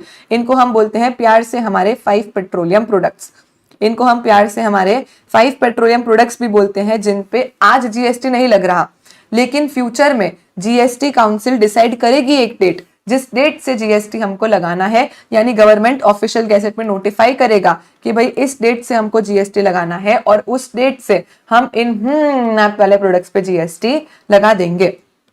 तो तब तक के लिए क्या करना है, सिंपल, तब तक के लिए मैन्युफैक्चरिंग कर रहे हो तो एक्साइज लगाओ, और अगर सेल्स कर रहे हो इंट्रास्टेट तो वैट लगाओ, इंट्रास्टेट कर रहे हो तो सीएसटी लगा दो, एकदम एकदम सिंपल। उसके बाद हम बात करते हैं एंटरटेनमेंट टैक्सेस की। तो देखो एंटरटेनमेंट टैक्स जो यहाँ पे मैंने बोला था वापस आते हैं। As such entertainment tax GST में सबस्यूम हो चुका है। तो अगर कोई भी एंटरटेनमेंट टैक्स है तो वो अब अबॉलिश हो ही गया है, नहीं लगता है, जीएसटी ही लगता है। एक्सेप्ट अगर कोई एंटरटेनमेंट टैक्स लोकल बॉडीज के पास पावर था, अगर गवर्नमेंट की लोकल बॉडीज के पास पावर था किसी पर्टिकुलर ट्रांजैक्शन पे एंटरटेनमेंट टैक्स लगाने का, तो वो हमने कंटिन्यू रखा है। तो एज सच सारे तरीके के एंटरटेनमेंट टैक्सेस जीएसटी में सबस्यूम हो चुके हैं। लेकिन अगर कोई लोकल बॉडी के पास पावर था एंटरटेनमेंट टैक्स लगाने के लिए, तो उसका पावर आज भी उस लोकल बॉडी के पास है। बस इतना सा सिंपल याद रखना है। All entertainment taxes are subsumed in GST, but if the power to levy entertainment tax was with local body, that power still continues। मतलब लोकल बॉडी आज भी जीएसटी लेवी कर सकती है, सॉरी लोकल बॉडी आज भी एंटरटेनमेंट टैक्सेस को levy कर सकती है। उसके बाद हम बात करते हैं टोबैको की। देखो जीएसटी के स्कोप से एकदम बाहर तो ये दो ही चीजें हैं, अल्कोहल जो कि परमानेंटली ब्रो जोन हो चुका है, और ये जो कि as of now friend zone हो रखा है। तो ये दो चीजें हैं जिनके ऊपर जीएसटी लगता ही नहीं है। मैन्युफैक्चरिंग पे एक्साइज लगता है और सेल्स पे वैट सीएसटी लगता है। तो ये दो ही चीजें एज ऑफ नाउ ऐसी है जो जीएसटी में नॉन टैक्सेबल है कि इनके ऊपर जीएसटी लगता ही नहीं है। इसके अलावा अगर मैं बात करूं टोबैको की और ड्रग्स की, ड्रग्स बोलेंगे तो ओपीएम, इंडियन हेम्प, नार्कोटिक्स, ये अफीम, चरस, गांजा, आप तो सब कुछ समझते ही होंगे। तो भाई यहाँ पे टोबैको और अगर ओपीएम, इंडियन हेम्प की ड्रग बात करें हम लोग, तो इन पे जीएसटी तो लगता है, इन पे जीएसटी तो लगता है, क्योंकि जीएसटी के स्कोप से बाहर तो सिर्फ दो ही चीजें हैं, अल्कोहलिक लिकर और 5 पेट्रोलियम प्रोडक्ट। तो इनके ऊपर जीएसटी तो लगता है, लेकिन इनकी मैन्युफैक्चरिंग पे जो एक्साइज लगता था वो आज भी कंटिन्यू हो रहा है, क्योंकि वैसे भी टोबैको और ड्रग्स किसी के काम की तो चीज है नहीं। टोबैको और ड्रग्स एज सच किसी के काम की तो चीज है नहीं, मतलब सिन गुड्स ही है ना। तो गवर्नमेंट ने बोला कि इनके सेल्स पे तो वैट वगैरह हटा दो, हम जीएसटी ही लगाएंगे, लेकिन ये जो मैन्युफैक्चरिंग पे एक्साइज था ये हम डिसकंटिन्यू नहीं करेंगे। यानी एक्साइज जो पहले लगता था टोबैको पे और ड्रग्स पे, वो आज भी लगता है मैन्युफैक्चरिंग पे। तो यहाँ पे बेसिक डिफरेंस सिर्फ इतना सा है कि जो अल्कोहलिक लिकर है और जो नैप है उनमें जीएसटी लगता ही नहीं है, मतलब मैन्युफैक्चरिंग पे एक्साइज और सेल्स पे वैट सीएसटी। लेकिन टोबैको और ड्रग्स पे, टोबैको और ओपीएम, इंडियन हेम्प, नार्कोटिक्स पे जीएसटी तो लगता ही है सेल्स पे, लेकिन मैन्युफैक्चरिंग पे जो एक्साइज लगता था वो हमने डिसकंटिन्यू नहीं किया है, वो आज भी कंटिन्यू हो रहा है। And last is real estate sector, मतलब अगर आप cell purchase of immovable property करते हो तो ऐसे केस में स्टैंप ड्यूटी, प्रॉपर्टी टैक्सेस वगैरह लगते हैं, आपको जीएसटी नहीं लगता है। हावेवर आप में से किसी ने अगर नया घर खरीदा होगा अंडर कंस्ट्रक्शन, कि भाई अभी कोई स्कीम बन रही है उसमें बिल्डर से घर खरीदा, तो मैम उसने तो हमसे जीएसटी लिया था, बनाया क्या उसने हमको? The answer is no. अगर कंप्लीटेड लैंड बिल्डिंग होता है, कंप्लीटेड लैंड बिल्डिंग, तो ऐसे केस में जीएसटी नहीं लगता। अगर कोई अंडर कंस्ट्रक्शन लैंड बिल्डिंग है, मतलब जिसका अभी तक कंप्लीशन सर्टिफिकेट नहीं आया, ये चीज हम सप्लाई के चैप्टर में वापस डिस्कस करेंगे, तो अगर कोई कंप्लीटेड लैंड बिल्डिंग है तो वो outside the scope of GST है, उस पे स्टैंप ड्यूटी, प्रॉपर्टी टैक्सेस वगैरह लगते हैं। लेकिन जो कंप्लीटेड बिल्डिंग नहीं है, ये जो आप बिल्डर से स्कीम वगैरह खरीदते हो, जो बन रही होती है, चल रही होती है, उन केसेस में जीएसटी लगता है। क्यों लगता है, क्या होता है, वो हम सप्लाई के चैप्टर में देख लेंगे। So for now immovable property अगर है, मतलब रियल एस्टेट सेक्टर है, कंप्लीटेड लैंड बिल्डिंग है, तो उसको जीएसटी के स्कोप से बाहर रखते हैं। डन। अभी इस टेबल को लर्न कैसे करना है, क्योंकि मैम कहीं पे तो स्टेट एक्साइज है, कहीं पे सेंट्रल एक्साइज है, तो कैसे याद रहेगा कहां पे क्या हमको करना है। सबसे पहले आप समझो, एक्साइज की बात बाद में करते हैं, पहले तो इतना समझ में आ गया कि भाई अल्कोहल और ये 5 नैप वाले प्रोडक्ट, ये दो ही प्रोडक्ट ऐसे हैं जिन पे जीएसटी नहीं लगता, मतलब इनके सेल्स पे वैट सीएसटी लग जाएगा। अगर हम बात करें टोबैको की और ड्रग्स की, तो इन पे जीएसटी लगता है, इन पे तो जीएसटी लगता है, बिकॉज दो ही प्रोडक्ट ऐसे हैं जिन पे जीएसटी नहीं लगता। तो सेल्स का तो क्लियर हो गया। अब मैन्युफैक्चरिंग की बात करें तो कहीं पे स्टेट एक्साइज ड्यूटी, कहीं पे सेंट्रल एक्साइज ड्यूटी, तो ये कैसे याद रहेगी? सिंपल याद रखो, नशे वाली चीजें, जो दो नशे वाली चीजें हैं, अब नशा किससे चढ़ता है? तो एक तो अल्कोहल से और दूसरा ड्रग्स से। इनमें से नशे वाली चीजें कौन सी है? मैम हमको तो पेट्रोल सूंघने का नशा है, तुम सस्ते नशे करो वो अलग बात है। एज ऑफ अभी नॉर्मली हम क्या बोलेंगे कि भाई अल्कोहल से और ड्रग्स से, इंडियन हेम्प ओपीएम से क्या हो जाएगा, नशा चढ़ता है।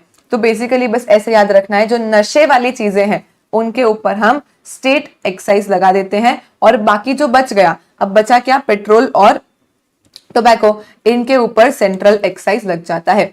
तो सिंपल लर्न करने का तरीका है कि किसके ऊपर कौन सा एक्साइज लगेगा। तो जो दो नशे वाली चीजें हैं, जो दो नशे वाली चीजें हैं विच इज अल्कोहलिक लिकर, और दूसरा ड्रग्स जिनसे नशा चढ़ता है, उन पे लगाएंगे हम स्टेट एक्साइज ड्यूटी। और अब जो बच गया है which is our 5 petroleum product and tobacco, इनके ऊपर हम लगा देंगे सेंट्रल एक्साइज ड्यूटी। बोलो डन, पूरा टेबल कंप्लीट। अब कभी भी नहीं भूलोगे लाइफ में कि कहाँ पे कौन से टैक्सेस लगते हैं। तो ये 6 लाइन आइटम्स हमने पढ़े हैं, जो बाकी सारे टैक्सेस तो जीएसटी में सबस्यूम हो चुके हैं, लेकिन फिर भी ये 6 एरियाज ऐसे हैं जहां पे आज भी जीएसटी के अलावा कोई और टैक्सेस लेवी हो रहे हैं। तो अगर एंटरटेनमेंट टैक्स लोकल बॉडी वाला है तो power remains with local body, real estate sector है तो फिर प्रॉपर्टी टैक्सेस, स्टैंप ड्यूटीज वगैरह सब कुछ लगता है, जीएसटी नहीं लगता। ये 2 अलग हो गए। अब 4 चीजें, अब उसमें अल्कोहल और नैप, इन पे तो जीएसटी लगता ही नहीं है। अल्कोहल पे परमानेंटली नहीं लग रहा है, और नैप पे अभी तो नहीं लग रहा है, फ्यूचर का पता नहीं। तो ऐसे केस में जीएसटी आएगा नहीं। तो मैन्युफैक्चरिंग पे एक्साइज और सेल्स पे वैट सीएसटी। अब कौन सा एक्साइज, तो नशे वाली चीज क्या है, अल्कोहल, तो उस पे स्टेट एक्साइज, जो बच गया उस पे सेंट्रल एक्साइज। फिर बात करो टोबैको और ड्रग्स की, तो ये बाहर नहीं है जीएसटी के स्कोप से, इन पे जीएसटी लग रहा है लेकिन इनका एक्साइज भी कंटिन्यू हो रहा है। तो नशे वाली चीज क्या है, ड्रग्स, तो उस पे लग जाएगा स्टेट एक्साइज। बच गया टोबैको, उस पे लग जाएगा central excise. A very simple manner to learn this entire table. Done. चलो उसके बाद हम बात करते हैं जीएसटी कॉमन पोर्टल की। कि मैम आप कब से बोल रहे हो, कब से बोल रहे हो कि जीएसटी क्या है, जीएसटी ऑटोमेटेड टैक्स है, मतलब सब कुछ पोर्टल पे ऑनलाइन हो जाता है, हमको कहीं पे फिजिकली जाना नहीं है, कहीं पे लाइन में खड़े नहीं रहना है। तो फिर ऑनलाइन कहाँ पे कैसे होगा, जीएसटी का पोर्टल तो दिखाओ।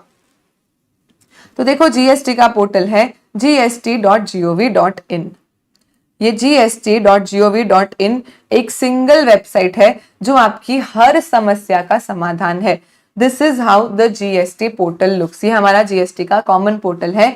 यहाँ पे आप अपने आईडी पासवर्ड से लॉगिन कर सकते हो, जो भी आपका यूजर आईडी और पासवर्ड होता है लॉगिन कर लो। अब उसके अलावा देखो ये यहाँ पे आपको कोई भी दुख दर्द पीड़ा है जीएसटी में, सारी की सारी ये एक वेबसाइट से सॉल्व हो जाएगी। कि भाई अगर आपको नया रजिस्ट्रेशन लेना है, ऑलरेडी कोई रजिस्ट्रेशन एप्लीकेशन की है तो उसका स्टेटस ट्रैक कर लो। फिर आपको अगर चालान बनाना है, कोई पेमेंट करना है, रिफंड के लिए अप्लाई करना है, या फिर आपको जीएसटी लॉ के बारे में पढ़ना है, तो यहाँ पे देखो सारे के सारे एसजीएसटी एक्ट्स और सारे के सारे जितने भी जीएसटी एक्ट्स है सबके यहाँ पे लिंक दे रखे हैं। आप उनको खोलो और आराम से आप अपना जीएसटी एक्ट पढ़ो लॉ के बारे में। देन आप टैक्स पेयर को सर्च कर सकते हो। कैसे मैम, पैन नंबर से या जीएसटी नंबर से? तो देखो लेट्स सर्च। एक काम करते हैं, सर्च बाय पैन करते हैं। लेट्स से रिलायंस का हम सर्च करेंगे, रिलायंस का पैन नंबर। ठीक है, तो मानो आपके पास यहाँ पे रिलायंस का पैन नंबर अवेलेबल है, इसको हमने कॉपी कर लिया। अब हम क्या गए, सर्च बाय पैन में गए जीएसटी के वेबसाइट पे। यहाँ पे हमने डाल दिया रिलायंस का पैन नंबर। ठीक है, उसके बाद कैप्चा कोड आएगा 247763। तो 247763 ये हमने डाल दिया कैप्चा कोड। ये लो सर्च हो गया। मतलब हमको पता चला कि भाई एक रिलायंस का, ऑब्वियस सी बात है रिलायंस तो हर स्टेट में रजिस्टर्ड होगा, तो रिलायंस का जो जीएसटी नंबर है, रिलायंस का जो पैन नंबर है, उससे मैंने सर्च किया तो मुझे पता चला कि रिलायंस के एक पैन नंबर पे देखो हर स्टेट में केरला, छत्तीसगढ़, सिक्किम, पुडुचेरी, लद्दाख, बिहार, अदर टेरिटरी, राजस्थान, पुडुचेरी, हर स्टेट में जीएसटी के कितने रजिस्ट्रेशन है। अब मुझे पर्टिकुलरली गुजरात वाले जीएसटी नंबर में इंटरेस्ट है, तो मैं गई गुजरात वाले जीएसटी नंबर में। देन आई वुड सर्च 83, ये क्या लिखा है, कैप्चा ही समझ नहीं आ रहा मुझे तो, आई एम नॉट ह्यूमन। चलो फिर ये मैंने पर्टिकुलरली गुजरात स्टेट वाला जीएसटी नंबर सर्च कर लिया। तो अब यहाँ पे मुझे पूरी डिटेल्स मिल गई कि भाई कौन सी डेट से रिलायंस ने गुजरात स्टेट में जीएसटी रजिस्ट्रेशन ले लिया था, कैसी कंपनी है, क्या है, टाइम पे सारी रिटर्न्स फाइल करती है नहीं करती है, देखो कौन से महीने का रिटर्न उन्होंने कब फाइल किया था, यहाँ पे सारी चीजें हमको पता चल जाती है।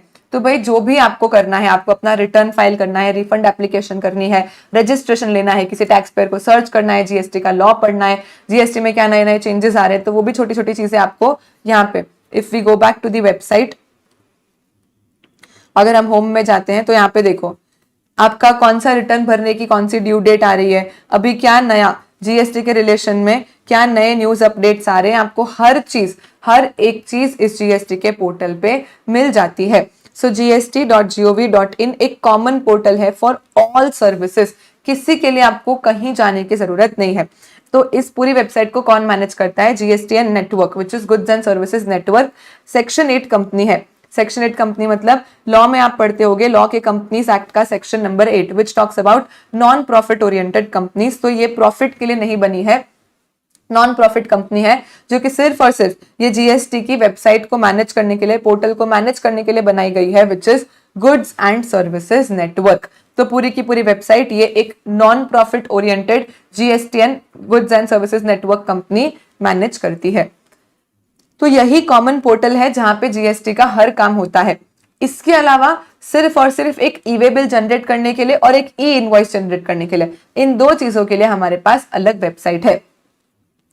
तो ई वे बिल कब काम आता है? जब आप गुड्स एक जगह से दूसरी जगह पे मूव करवाते हो तो साथ में कोई डॉक्यूमेंट तो चाहिए ना। तो जब भी गुड्स कहीं से कहीं मूव होते हैं तो वो मूवमेंट को एविडेंस करने के लिए हम एक ई वे बिल जनरेट करते हैं। वो ई वे बिल जनरेट करने के लिए हम ई वे बिल gst.gov.in पे जाते हैं। अभी यहां से हम डायरेक्ट भी जा सकते हैं ई वे बिल सिस्टम। तो जीएसटी वेबसाइट ही हमको क्या करती है, ई वे बिल पोर्टल पे रिडायरेक्ट कर देती है, या आप डायरेक्टली भी eWaybill.gst.gov.in करके जा सकते हो ना। This is E way bill का वेबसाइट। देखो यहाँ पे ट्रक व्रक बना दिया है, मतलब ये ई वे बिल क्या है, मूवमेंट के लिए, ट्रांजिट के लिए यूज होता है कि अगर एक जगह से दूसरी जगह पे गुड्स मुझे ट्रांसपोर्ट करने हैं तो वो गुड्स ट्रांसपोर्ट होंगे तो हमको साथ में ई वे बिल बना के और गुड्स को ट्रांसपोर्ट करना है। तो यहाँ पे भी आप लॉग इन कर सकते हो, फिर उसके बाद आप अपना ई वे बिल बना लोगे फ्रॉम दिस पोर्टल। डन। तो ई वे बिल क्या है? E way bill is a portal जहां पे सिर्फ ई वे बिल जनरेट होता है। इसको कौन मैनेज करता है? Government of India, ministry of electronics and information technology और नेशनल इंफॉर्मेटिक्स सेंटर। ये लोग मिलके क्या करते हैं? ये लोग मिलके ई वे बिल की वेबसाइट को मैनेज करते हैं। एंड उसके बाद लास्ट एक ई इनवॉइस होता है। ये हम टैक्स इनवॉइस के चैप्टर में पढ़ेंगे कि ई इनवॉइस का मतलब क्या होता है, कौन बनाता है, क्या करना होता है। अभी के लिए ई इनवॉइसेस जनरेट करने के लिए हम क्या करते हैं, ई इनवॉइस 1.gst.gov.in पे लॉग इन करते हैं। अभी गवर्नमेंट ने ई इनवॉइस 1 से लेके ई इनवॉइस 10 तक बना के रखा है कि अगर आगे जाके लोड बढ़ जाएगा तो फिर ऐसे केसेस में हमको एक वेबसाइट सारा लोड नहीं ले पाएगी। सो ई इनवॉइस 1 से लेके ई इनवॉइस 10 तक है, but as of now operative सिर्फ एक ही है, which is E invoice 1.gst.gov.in। इसको भी ये गुड्स एंड सर्विसेज नेटवर्क जो जीएसटीएन कॉमन पोर्टल मैनेज करता है, वही ई इनवॉइस की वेबसाइट को भी मैनेज करता है। सो ई इनवॉइस 1.gst.gov.in ये कौन सा पोर्टल है? ये एक ई इनवॉइस जनरेट करने के लिए पोर्टल है बस। इन 3 वेबसाइट के अलावा आपको कहीं पे भी जाने की जरूरत नहीं है। 99% ऑफ द काम तो आपका यहीं पे हो जाएगा। जिनको भी आपको कोई भी समस्या है, आपको कोई भी तरीके की एप्लीकेशन करनी है, कुछ ट्रैक करना है, किसी को फाइन करना है, जीएसटी लॉ पढ़ना है, आपको जो भी हेल्प चाहिए, कोई यूटिलिटी ऑफलाइन डाउनलोड करनी है, कुछ भी करना है, हर एक चीज आपके जीएसटी के कॉमन पोर्टल से हो जाती है। gst.gov.in one stop solution for all your GST problems. उसके अलावा सिर्फ और सिर्फ ई वे बिल बनाने के लिए ई वे बिल का खुद का वेबसाइट है और ई इनवॉइस बनाने के लिए ई इनवॉइस का खुद का वेबसाइट है। इन 3 वेबसाइट के बाहर जीएसटी का कुछ भी नहीं है, सब कुछ यहाँ पे हो जाता है। So this is about the GST common portals, जो सब कुछ ऑटोमेटेड है, वो कैसे और कौन सी वेबसाइट पे ऑटोमेटेड होता है। उसके बाद we talk about GSP and ASP. अब ये क्या है? तो देखो, आप इंटर सीए पास हो जाओगे, फिर उसके बाद आप अपनी आर्टिकलशिप शुरू करोगे, ऑफिस में जाओगे, जीएसटी के रिटर्न्स भरोगे, तब आपको पता चलेगा कि भाई प्रैक्टिकली हम लोग क्या करते हैं, जीएसटी के वेबसाइट से मोस्टली रिटर्न्स नहीं फाइल करते। मानो हमको क्या करने होते हैं, अलग अलग तरीके के रिटर्न्स फाइल करने होते हैं जीएसटी में। एक जैसे होता है जीएसटीआर 1, डिस्कस करेंगे डिटेल में, अभी के लिए सिर्फ अंडरस्टैंडिंग के लिए समझो। जैसे जीएसटीआर 1 नाम का एक रिटर्न फाइल होता है, हमने जितना भी सेल्स किया है पूरे महीने में, वो सारे सेल की डिटेल हम जीएसटीआर 1 में डालते हैं। अब ऐसे केस में समझो कि मेरा बड़ा बिजनेस है, मैं महीने में 1000 बिल्स बनाती हूँ, 1000 इनवॉइसेस बनाए, मैंने सेल्स किया है। अभी जीएसटी की वेबसाइट पे जाके एक एक बिल की डिटेल डाल के भी मैं अपना जीएसटीआर 1 फाइल कर सकती हूँ। लेकिन वो करने में तो जिंदगी निकल जाएगी। या तो जीएसटी की खुद की ऑफलाइन यूटिलिटी भी है, मतलब वो एक्सेल जैसी दिखती है यूटिलिटी, उसमें आप सारे बिल्स का डेटा एक साथ डाल के भी अपलोड कर सकते हो, बट वो भी थोड़ा सा टीडियस काम हो जाता है। इसके लिए हम लोग ऑफिसेज में क्या करते हैं, कोई ना कोई सॉफ्टवेयर यूज करते हैं। जैसे कि आप सर्च करना क्लियर टैक्स, क्लियर टैक्स के बारे में सुना होगा, easy tax, genius tax, spectrum, ऐसे कई सारे सॉफ्टवेयर्स अवेलेबल होते हैं जो चार्टर्ड अकाउंटेंट्स या ये जो रिटर्न फाइलर्स होते हैं ये यूज करते हैं। इनसे बहुत सिंपल हो जाता है। जैसे कि क्लियर टैक्स में क्या होगा, एक एक्सेल शीट आ जाती है, एक्सेल शीट डाउनलोड कर लो और एक्सेल में ही बिल नंबर डाल दो, जीएसटी नंबर, सारे के सारे पूरे के पूरे थाउजेंड इनवॉइसेस का आपका जो भी सॉफ्टवेयर आप यूज करते हो वो सॉफ्टवेयर से एक्सेल शीट निकल जाती है। वो एक्सेल शीट से ही सिंपली आप इस क्लियर टैक्स वाले टेम्पलेट में डालो और सीधा इसी से सारे के सारे बिल्स जीएसटीआर 1 में अपलोड हो जाते हैं। तो ये काम बहुत ज्यादा सिंपल हो जाता है। तो ये जो हम यूज करते हैं वेबसाइट, दूसरे थर्ड पार्टी सॉफ्टवेयर वगैरह, इनको हम बोलते हैं जीएसटी सुविधा प्रोवाइडर्स और एप्लीकेशन सुविधा प्रोवाइडर्स। यानी एक हमारा जीएसटी का नेटवर्क है, हम टैक्स पेयर्स हैं। अब जीएसटी नेटवर्क और टैक्स पेयर्स खुद से भी इंटरैक्ट कर सकते हैं, लेकिन हमको अगर ऐसा लगता है कि भाई खुद से इंटरैक्ट करना ज्यादा टाइम कंज्यूमिंग हो जाएगा, ज्यादा लंबा प्रोसीजर हो जाएगा, तो हम किसी सुविधा प्रोवाइडर की हेल्प ले सकते हैं। अब ये लोग, ये जो भी सुविधा प्रोवाइडर होते हैं, ये सारे के सारे जीएसटी के वेबसाइट से इंटीग्रेटेड होते हैं। तो ऐसे केसेस में हम डायरेक्टली इनकी सुविधा को यूज करके अपने रिटर्न्स फाइल कर सकते हैं। नाम में ही गुण है कि जीएसटी के लिए, जीएसटी के रिलेशन में ये लोग हमको सुविधा प्रोवाइड कर रहे हैं, इनको हम जीएसपीस बोल देते हैं। तो ये जीएसपीस करते क्या है, ये जीएसपीस एप्लीकेशंस बनाते हैं, सॉफ्टवेयर्स बनाते हैं। जैसे कि एग्जांपल लिया हमने clear tax, easy tax, genius tax वगैरह। तो ये लोग क्या करते हैं, ऐसी एप्लीकेशंस बनाते हैं और इस एप्लीकेशन के थ्रू, तो जीएसपी और टैक्स पेयर के बीच में एक एप्लीकेशन बन जाती है और इस एप्लीकेशन के थ्रू हम हमारे टैक्स के कंप्लायंसेस कर देते हैं। तो ये क्या है, जीएसपी कुछ नहीं है, एक एडिशनल चैनल है कि भाई जो गुड्स एंड सर्विसेज नेटवर्क और टैक्स पेयर के बीच में एक एडिशनल चैनल बन गया। अगर चाहे टैक्स पेयर तो इनको यूज कर सकता है, लेकिन इनका यूज करना कंपलसरी नहीं है। मतलब जरूरी नहीं है कि आपके पास सॉफ्टवेयर होगा तो ही आप रिटर्न फाइल कर पाओगे, आप सीधा जीएसटी के पोर्टल पे जाके रिटर्न फाइल कर सकते हो। ऐसा कोई जरूरी नहीं है कि आपके पास सॉफ्टवेयर होगा तो ही रिटर्न फाइल होगा। तो ये जो जीएसपीस एएसपीस का यूज है, ये कंप्लीटली क्या है, ऑप्शनल है। इनका जो यूज है ये कंप्लीटली ऑप्शनल यूज है, एक एडिशनल फैसिलिटी है कि आपको यूज करना है, आपको लगता है यूज करके इजी हो रहा है तो यूज करो, वरना यूज करने की कोई जरूरत नहीं है। अल्टीमेटली हम लोग यूज करते हैं ताकि इससे हमारे फंक्शंस आसान हो जाए। कुछ फंक्शंस जो है वो ये सॉफ्टवेयर हमको करके दे देते हैं, और ये जो जीएसपीस होते हैं ये क्या करते हैं, एप्लीकेशंस डेवलप करवाते हैं और एप्लीकेशंस की यूज करते हैं जिससे कि वो टैक्स पेयर्स और नेटवर्क के बीच में एक लिंक क्रिएट कर पाए। तो किस तरीके के सॉफ्टवेयर, किस तरीके के फंक्शंस ये सुविधा प्रोवाइडर्स हमको करके दे देते हैं। तो हमारा रिटर्न फाइल कर देते हैं, मतलब जो पोर्टल पे जाके थोड़ा सा हमको मुश्किल पड़ता, वो रिटर्न फाइलिंग इन सॉफ्टवेयर्स के थ्रू क्विकली हो जाता है। देन दूसरा, quick monitoring of GST compliances. जैसे कि मैंने जब आर्टिकलशिप में हम लोग जब करते थे, हम लोग क्लियर टैक्स यूज करते थे, ठीक है। तो अभी क्लियर टैक्स सॉफ्टवेयर में क्या हो जाता है कि जैसे हम सारे क्लाइंट्स ऐड कर सकते हैं। मानो हमारे 500 क्लाइंट्स है जिनका हम जीएसटी रिटर्न भरते हैं, तो हम क्लियर टैक्स में हर एक क्लाइंट का इंफॉर्मेशन डाल देते हैं।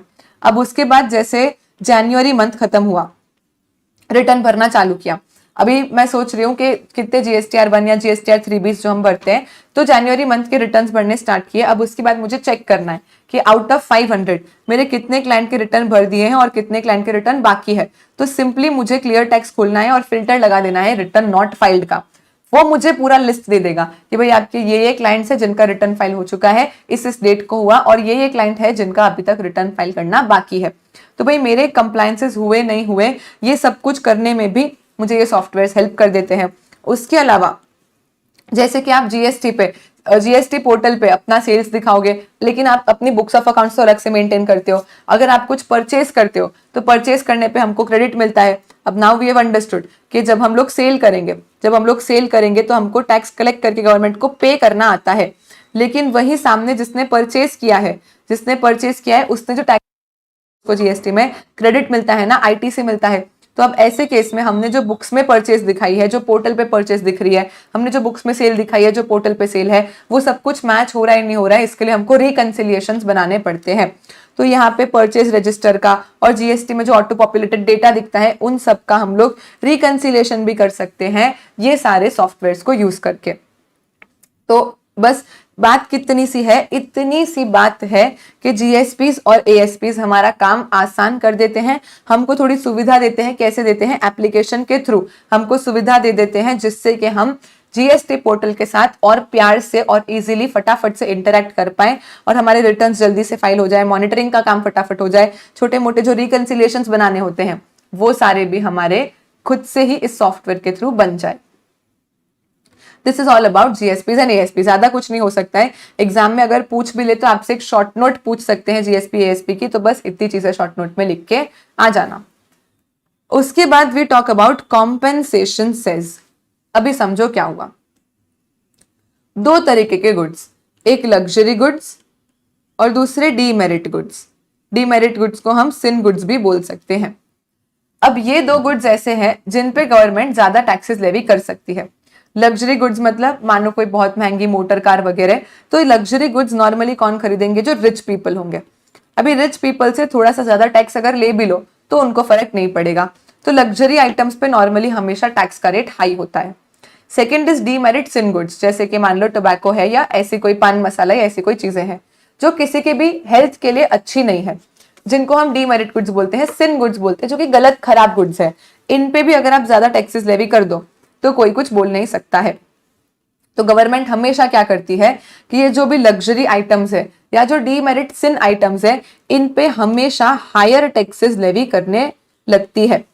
अब समझो जब जीएसटी इंप्लीमेंट हो रहा था तो अगेन स्टेट्स आ गए बीच में, बोले कि चलो अल्कोहल का तो आपने हमको चॉकलेट दे दिया कि अल्कोहल पे जीएसटी ना आज लग रहा है ना कभी लगेगा, लेकिन व्हाट अबाउट ये जो दूसरे हमारे, हम मोटर कार्स अगर कोई खरीदता है, मानो किसी ने रोल्स रॉयस खरीद ली, किसी ने कोई महंगी गाड़ी खरीद ली, हम भर भर के पेट भर के उस पर टैक्सेस लेवी करते हैं।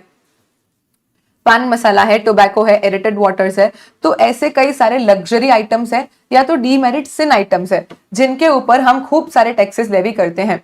अब आप जीएसटी लेके आ जाओगे तो हमारा तो लॉस ऑफ रेवेन्यू हो जाएगा, क्योंकि जीएसटी में तो एक मैक्सिमम रेट है जिससे ज्यादा हम टैक्स कलेक्ट नहीं कर पाएंगे।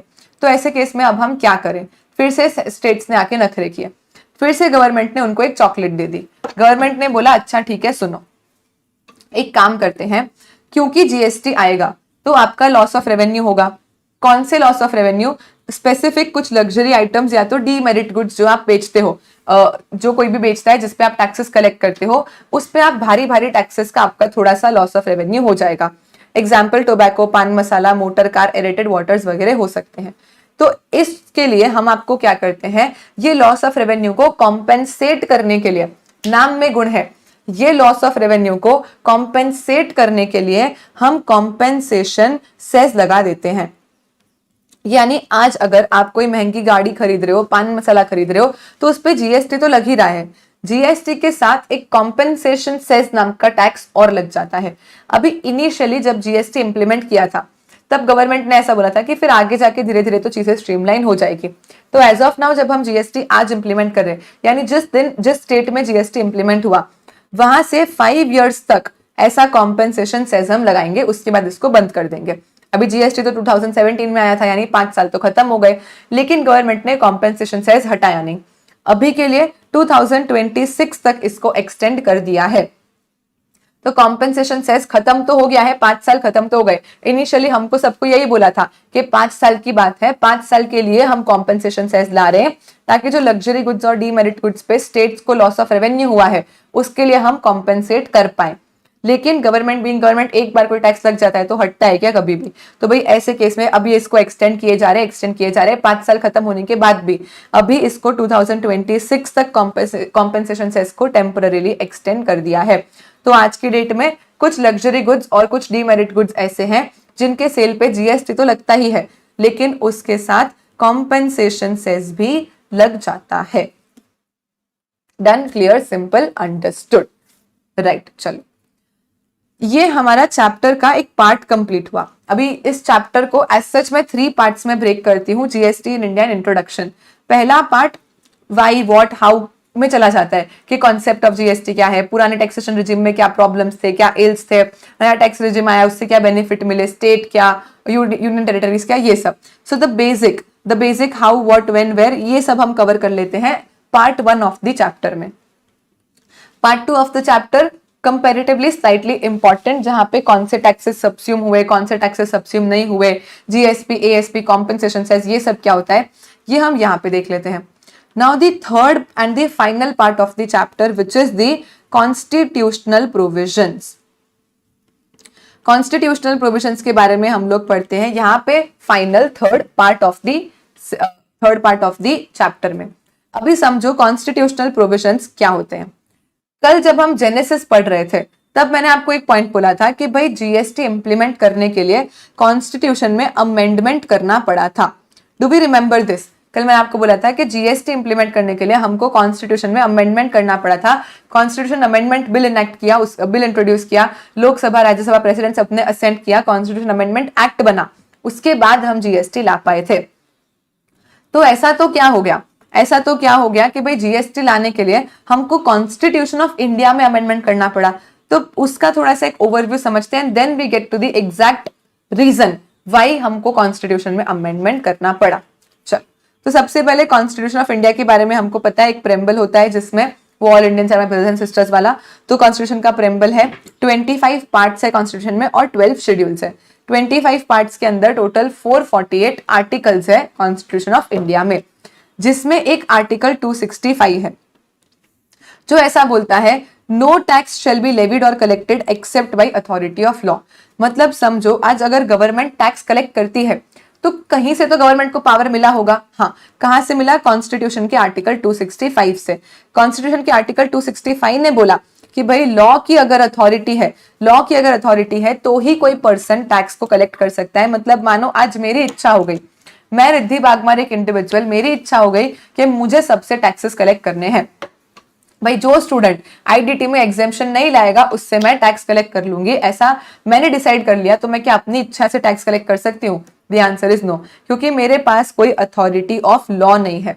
तो आर्टिकल 265 ने गवर्नमेंट को पावर दिया और बोला कि भाई गवर्नमेंट के पास अथॉरिटी ऑफ लॉ है तो वो टैक्सेस को लेवी कर सकती है, कलेक्ट कर सकती है. कोई भी नॉर्मल इंसान की आज इच्छा हो जाए तो हर इंसान आके टैक्स कलेक्ट नहीं कर सकता है. This is what article 265 said.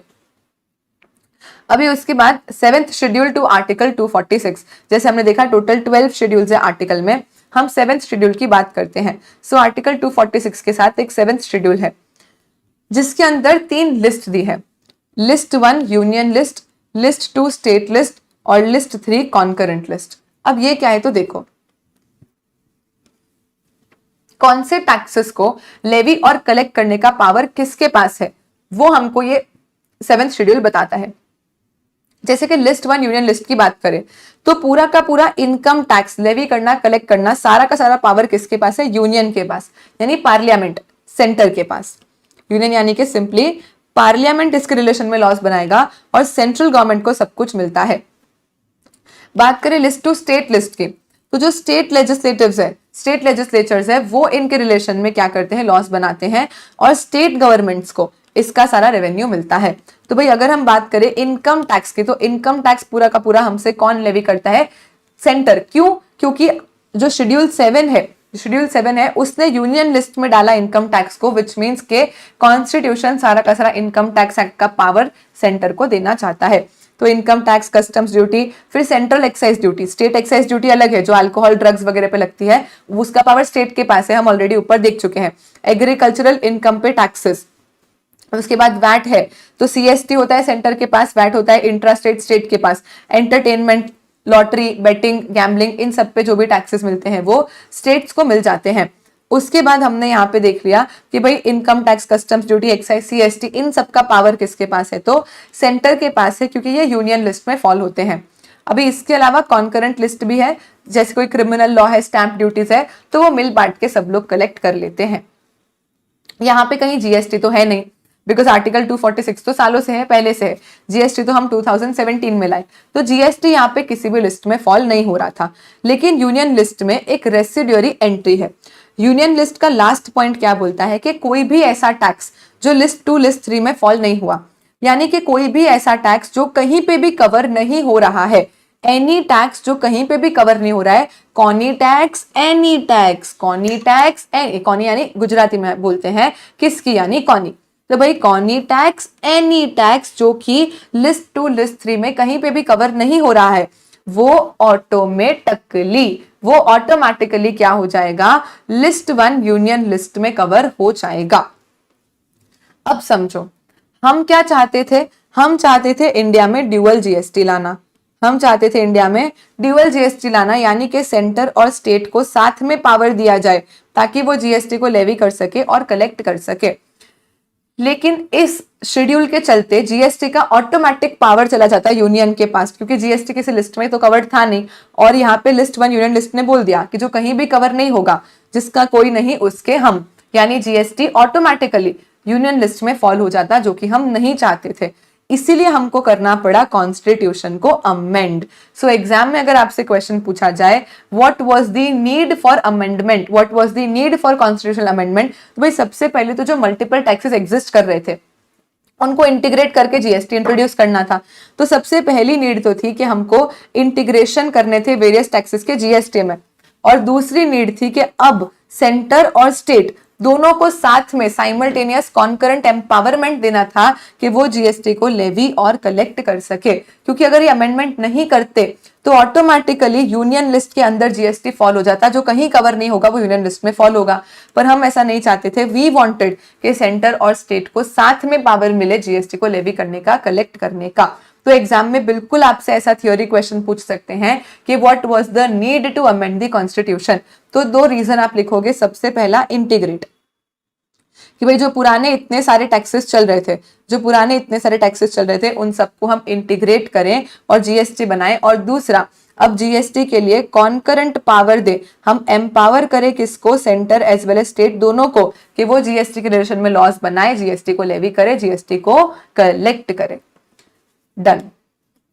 तो अमेंड करके क्या किया, अमेंड करके आर्टिकल 246A लेके आए, अमेंड करके हम आर्टिकल 246A लेके आए। 246 तो पहले से था ही, अमेंड करके आर्टिकल 246A हमने और इंट्रोड्यूस कर दिया, जहां पे हमने लिख दिया कि भाई साइमल्टेनियस पावर दे रहे हैं पार्लियामेंट को यानी कि सेंटर को, और स्टेट लेजिस्लेचर को यानी कि स्टेट को, हम दोनों को साइमल्टेनियस कॉन्करेंट पावर दे रहे हैं कि तुम बनाओ जीएसटी के रिलेशन में लॉज और दोनों मिल बांट के जीएसटी को कलेक्ट करो। तो यहाँ पे हमने आर्टिकल 246A अमेंडमेंट करके इंसर्ट किया कॉन्स्टिट्यूशन में, और यहाँ पे हमने लिखा कि भाई हम साइमल्टेनियस पावर दे रहे हैं पार्लियामेंट को और स्टेट लेजिस्लेचर को कि ये लॉज बना सके जीएसटी के रिलेशन में। लेकिन यहाँ पे एक एक्सेप्शन है, अगर कोई इंटर स्टेट सप्लाई होती है, देखो अगर गुजरात से गुजरात में सप्लाई हुई, दिल्ली से दिल्ली में सप्लाई हुई, गोवा से गोवा में सप्लाई हुई, तो प्रॉब्लम नहीं है। ऐसे केसेस में सेंटर और स्टेट दोनों मिल बांट के लॉस बनाएंगे, खाएंगे, क्योंकि सीजीएसटी एसजीएसटी लेवी होता है। लेकिन अगर इंटर स्टेट सप्लाई होगा तो 2 स्टेट इन्वॉल्व हो जाएंगे। मानो गोवा से सप्लाई हुआ त्रिपुरा, गोवा से त्रिपुरा में सप्लाई हुआ, तो अब ऐसे केस में क्या हो जाएगा, ऐसे केस में 2 स्टेट इन्वॉल्व हो गए तो कॉन्फ्लिक्ट ऑफ इंटरेस्ट अराइज होगा, क्योंकि हर स्टेट चाहेगा कि उसके स्टेट को जीएसटी का रेवेन्यू मिले। तो यहाँ पे लड़ाई का बहुत ज्यादा स्कोप बढ़ सकता था। तो इसलिए आर्टिकल 246A में हमने बोल दिया कि भाई जब भी 2 स्टेट्स इन्वॉल्व है, मतलब आईजीएसटी चार्ज होना है अगर इंटर स्टेट सप्लाई हो रही है, तो ऐसे केस में एक्सक्लूसिव पावर पार्लियामेंट के पास रहेगा, फिर स्टेट्स बीच में इंटरफियर नहीं करेंगे। पार्लियामेंट पूरा आईजीएसटी कलेक्ट करके फिर वो तुम सेंटर और स्टेट में अपोर्शन कर देगा बाद में। But as of now article 246A ने क्या बोल दिया कि भाई हम सेंटर और स्टेट यानी कि पार्लियामेंट और स्टेट लेजिस्लेचर को साइमल्टेनियस कॉन्करेंट पावर देते हैं कि तुम जीएसटी कलेक्ट करो, लेवी करो। लेकिन अगर कोई इंटर स्टेट सप्लाई हुई, कोई भी इंटर स्टेट सप्लाई हुई, तो उसके रिलेशन में हम एक्सक्लूसिव पावर किसको दे रहे हैं, एक्सक्लूसिव पावर पार्लियामेंट को ही दे रहे हैं। अभी इंटर स्टेट सप्लाई के लिए स्टेट बीच में इंटरफियर नहीं करेगा। ठीक है, तो फिर आर्टिकल 269A क्या बोलता है कि भाई जब भी इंटर स्टेट सप्लाई होता है तो आईजीएसटी कलेक्ट तो हो जाता है, फिर उसका करना क्या है, क्योंकि अल्टीमेटली लास्ट में तो हम यही चाहते हैं कि पूरा जीएसटी सेंटर और स्टेट में डिस्ट्रीब्यूट हो जाए। तो अगर इंटर स्टेट सप्लाई हुई, आपने एक्सक्लूसिव पावर दे दिया पार्लियामेंट को, पार्लियामेंट ने आईजीएसटी कलेक्ट कर लिया, फिर क्या, तो देखो टैक्स कलेक्ट हो जाता है अगर इंटर स्टेट सप्लाई पे, तो एक बार के लिए सेंट्रल गवर्नमेंट पूरा का पूरा आईजीएसटी कलेक्ट कर लेती है। उसके बाद हम उसको यूनियन यानी कि सेंटर और स्टेट्स के बीच में अपोर्शन कर देते हैं। कैसे अपोर्शन करेंगे? जैसे पार्लियामेंट बताएगा। क्यों? क्योंकि एक्सक्लूसिव पावर इंटर स्टेट का किसके पास है? पार्लियामेंट के पास। तो लॉज और रिकमेंडेशन जीएसटी काउंसिल के होते हैं। बेस्ड ऑन दैट हमको कैसे इसको अपोर्शन करना है वो हम डिसाइड करेंगे। अगर कभी भी इंपोर्ट किया जाता है तो वो हमेशा इंटर स्टेट नेचर का ही होता है। जब भी आप इंपोर्ट करते हो तो इंपोर्ट करते टाइम आपको कस्टम्स ड्यूटी, जीएसटी वगैरह पे करना पड़ता है, तो वो हमेशा इंटर स्टेट नेचर का ही माना जाएगा। एंड उसके अलावा एक बार अगर कोई अमाउंट अपोर्शन हो गया, देखो मानो जैसे कि महाराष्ट्र से गोवा में कोई सेल हुआ है तो आईजीएसटी कलेक्ट होगा। अभी एक बार तो ये पूरा का पूरा आईजीएसटी सेंट्रल गवर्नमेंट ही कलेक्ट कर रही है, तो ये सेंट्रल गवर्नमेंट के पास पड़ा है। अब इसके बाद गवर्नमेंट ने इसको अपोर्शन कर दिया। महाराष्ट्र के मैन्युफैक्चरर ने गोवा के रेसिपेंट को गुड सप्लाई किए। हमको पता है जहां कंजम्पशन होगा वो स्टेट को रेवेन्यू मिल जाना चाहिए। तो अभी यहाँ पे गवर्नमेंट ने क्या किया, मानो टोटल 10 रुपए का आईजीएसटी कलेक्ट हुआ था, तो 5 तो सेंटर रख लेगा और 5 हम गोवा गवर्नमेंट को दे देंगे अपोर्शन करके। तो अब ऐसे केसेस में एक बार जब 10 में से 5 आपने अलोकेट कर दिया, अपोर्शन कर दिया स्टेट्स को, उसके बाद वो आपके कंसोलिडेटेड फंड्स ऑफ इंडिया का पार्ट नहीं रहेगा। तो जो अमाउंट आप ऑलरेडी स्टेट को अपोर्शन कर चुके हो, वो अब आज के बाद आपके कंसोलिडेटेड फंड्स ऑफ इंडिया का पार्ट नहीं रहेगा। तो पार्लियामेंट के पास ही एक्सक्लूसिव पावर है कि कैसे प्लेस ऑफ सप्लाई डिटरमाइन होगी, कैसे आईजीएसटी कैलकुलेट होगा, कैसे इंटरस्टेट सप्लाईज पे टैक्स कलेक्ट करेंगे, ये सारी की सारी चीजें किसके पास एक्सक्लूसिव पावर है? तो पार्लियामेंट के पास है। कौन कौन से आर्टिकल्स हमने पढ़े? हमको ज्यादा नहीं, बस 4-5 आर्टिकल ही लर्न करने हैं। ज्यादा नहीं, 4-5 आर्टिकल ही लर्न करने हैं। तो देखो सबसे पहले हमने देखा आर्टिकल 246 आर्टिकल के साथ हमने 7th शेड्यूल देख लिया, जिसमें list 1 union list, list 2 state list और लिस्ट 3 कॉन्करेंट लिस्ट हमने देख ली। उसके बाद इसको अमेंडमेंट करना पड़ा। क्यों? क्योंकि इसमें जीएसटी तो था ही नहीं, और जीएसटी नहीं था और अमेंडमेंट नहीं करते, सीधा ला देते जीएसटी, तो वो ऑटोमेटिकली लिस्ट 1 में फॉल हो जाता, क्योंकि लिस्ट 1 में एक रेसिडुअरी एंट्री है। इसलिए अमेंडमेंट करके हम 246 के बाद 246A ले आए। 246A ने क्या बोला कि भाई जीएसटी के लिए सेंट्रल गवर्नमेंट और स्टेट गवर्नमेंट दोनों के पास साइमल्टेनियस कॉन्करेंट पावर है कि वो जीएसटी लेवी करे, कलेक्ट करे। लेकिन एक्सेप्शन सिर्फ इतना सा है कि अगर इंटर स्टेट सप्लाई हुआ तो उसके रिलेशन में सारा का सारा पावर पार्लियामेंट के पास आ जाएगा। तो फिर हमने देखा आर्टिकल 269A कि पार्लियामेंट के पास सारा पावर है, तो अब पार्लियामेंट यानी कि सेंटर एक बार पूरा का पूरा आईजीएसटी कलेक्ट कर लेगा, फिर उसके बाद वो उसको अपोर्शन करेगा स्टेट्स के और सेंटर के बीच में। और जैसे ही अपोर्शन किया तो एक बार कोई भी अमाउंट अगर अलोकेट हो गया, अपोर्शन हो गया किसी स्टेट को, तो उसके बाद वो इंडिया के कंसोलिडेटेड फंड्स का पार्ट नहीं रहेगा। और ये सारा का सारा प्लेस ऑफ सप्लाई कैसे डिटरमाइन होगी, इंटर स्टेट में कैसे आईजीएसटी कलेक्ट होगा, इसके रिलेशन में सारा का सारा एक्सक्लूसिव पावर किसके पास है? तो पार्लियामेंट के पास है। यहाँ पे सेंटर्स बीच में इंटरफियर नहीं करेंगे। नाउ लास्ट आर्टिकल जो हमको पढ़ना है दैट इज आर्टिकल 279A। बस इतने ही आर्टिकल नंबर्स है जो आपको एग्जामिनेशन पर्पस के लिए याद रखने हैं। तो लेट्स सी आर्टिकल 279A क्या है। 279A talks about GST council. अब ये देखो, थ्रू आउट द जीएसटी हर जगह पे आपको देखने मिलेगा कि अगर कोई भी जीएसटी रिलेशन में लॉ है, नोटिफिकेशन है, तो notified by government on recommendation of council. आपको यही पढ़ने मिलेगा हर जगह पे, notified by government on recommendation of council. जब हमने ये हमारी 5 नैप वाले प्रोडक्ट्स के बारे में पढ़ा था कि इन पे भी जीएसटी आज नहीं लगता लेकिन फ्यूचर में लगेगा, वहां पे भी लिखा था कि काउंसिल हमको बताएगी फ्यूचर में कौन सी डेट से लगाना है और गवर्नमेंट उसको नोटिफाई कर देगी। यानी जीएसटी के रिलेशन में कोई भी डिसीजन लेना होता है तो गवर्नमेंट नहीं लेती है, काउंसिल उस पर चर्चा करती है, काउंसिल मीटिंग बुलाती है, काउंसिल रेकमेंडेशन देती है गवर्नमेंट को, और उसके बाद गवर्नमेंट उस चीज को नोटिफाई करती है गैजेट में और वो लॉ बन जाता है। तो जीएसटी के रिलेशन में जो भी करना है मतलब कि कौन से टैक्सेस को जीएसटी में सब्स्यूम करना है, कौन से टैक्सेस को नहीं सब्स्यूम करना है, किस पे जीएसटी लगाना है, किसको जीएसटी से एग्जेम्प्ट कर देना है। फिर उसके बाद ये आईजीएसटी कलेक्ट हुआ तो इसको अपोर्शन कैसे करना है, रजिस्ट्रेशन लेने के लिए थ्रेशोल्ड लिमिट क्या होगी, क्या रेट ऑफ जीएसटी रखें, स्पेशल कैटेगरी स्टेट्स नो अस्थमाइन उत्तराखंड जम्मू कश्मीर के रिलेशन में क्या स्पेशल प्रोविजन बनाए। उसके बाद अगर कोई कैलामिटी, कोई डिजास्टर हो गया तब टेम्पररी रेट्स बढ़ाने हैं तो कैसे बढ़ाएं। उसके बाद ये जो मैप वाले 5 पेट्रोलियम प्रोडक्ट है, इन पे कौन सी डेट से जीएसटी लगाना है, तो ये सारा का सारा काम कौन डिसाइड करता है? काउंसिल। यानी काउंसिल को रिकमेंडेशन देने हैं। किस चीज पे रिकमेंडेशन देंगे? हर एक चीज पे। जीएसटी में जो भी होता है कि कौन से टैक्सेस सब्स्यूम करने, नहीं करने, किसको एग्जेम्प्ट करना, किस पे टैक्स लगाना तो क्या रेट से लगाना, उसके बाद किसको रजिस्ट्रेशन लेना है, किसको नहीं लेना है, आईजीएसटी को कैसे अपोषण करना है, आप वाले प्रोडक्ट पे कब से जीएसटी लगाना है, हर एक चीज जो भी आप जीएसटी में सोच सकते हो उसका रिकमेंडेशन जीएसटी काउंसिल ही देती है। इतना ज्यादा इंपॉर्टेंस है जीएसटी काउंसिल का। तो कैसे, कौन लोग होते हैं इस काउंसिल के पार्ट और कैसे पूरे डिसीजंस लिए जाते हैं? तो देखो, सबसे पहले जो काउंसिल को कॉन्स्टिट्यूट करते हैं वो प्रेसिडेंट करते हैं। तो president of India GST council को कॉन्स्टिट्यूट करते हैं, पर वो खुद काउंसिल का मेंबर नहीं होते।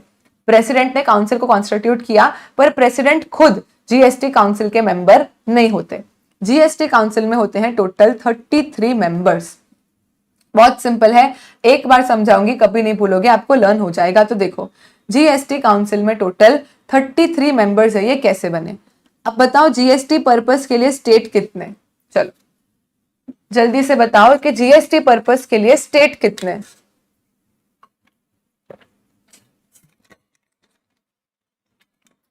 तो मैम जो 28 ज्योग्राफिकल स्टेट्स है वो तो है ही, plus 3 union territory with legislature, Delhi, Jammu Kashmir, Puducherry, यानी टोटल जीएसटी में हो गए 31 स्टेट्स। हर स्टेट अपना अपना एक एक मिनिस्टर भेज देगा। हर स्टेट क्या करेगा, जो टोटल जीएसटी में 31 स्टेट है वहां से 31 मेंबर्स बन जाएंगे। हर एक स्टेट अपना मिनिस्टर इंचार्ज ऑफ फाइनेंस या टैक्सेशन को भेजेगा और ये 31 लोग मिलके 31 मेंबर्स बन जाएंगे।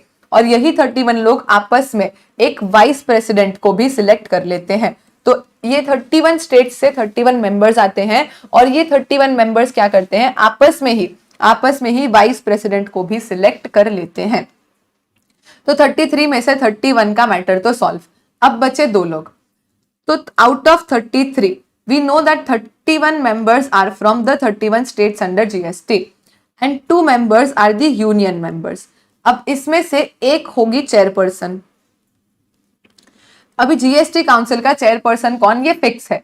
जो भी इंडिया के फाइनेंस मिनिस्टर होंगे, as of now Nirmala Sitharaman ji, तो जो भी इंडिया के फाइनेंस मिनिस्टर है वही जीएसटी काउंसिल के चेयरपर्सन बन जाएंगे। कुछ सोचना नहीं है, जब फाइनेंस मिनिस्टर चेंज तो जीएसटी काउंसिल का चेयरपर्सन चेंज।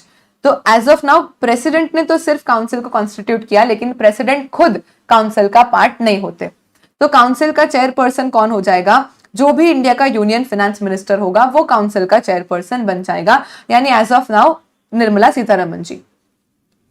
एंड फिर एक मिनिस्टर, जो जितनी भी यूनियन टेरिटरीज है अपनी ऑल सीडी वाली, उन यूनियन टेरिटरीज को रिप्रेजेंट करने के लिए एक यूनियन मिनिस्टर आ जाता है। तो union minister of state in charge of revenue और फाइनेंस, ये 33 मेंबर्स मिलके जीएसटी काउंसिल बनाते हैं। तो जीएसटी काउंसिल को कॉन्स्टिट्यूट करने वाला कौन, प्रेसिडेंट। पर प्रेसिडेंट खुद पार्ट होगा ना।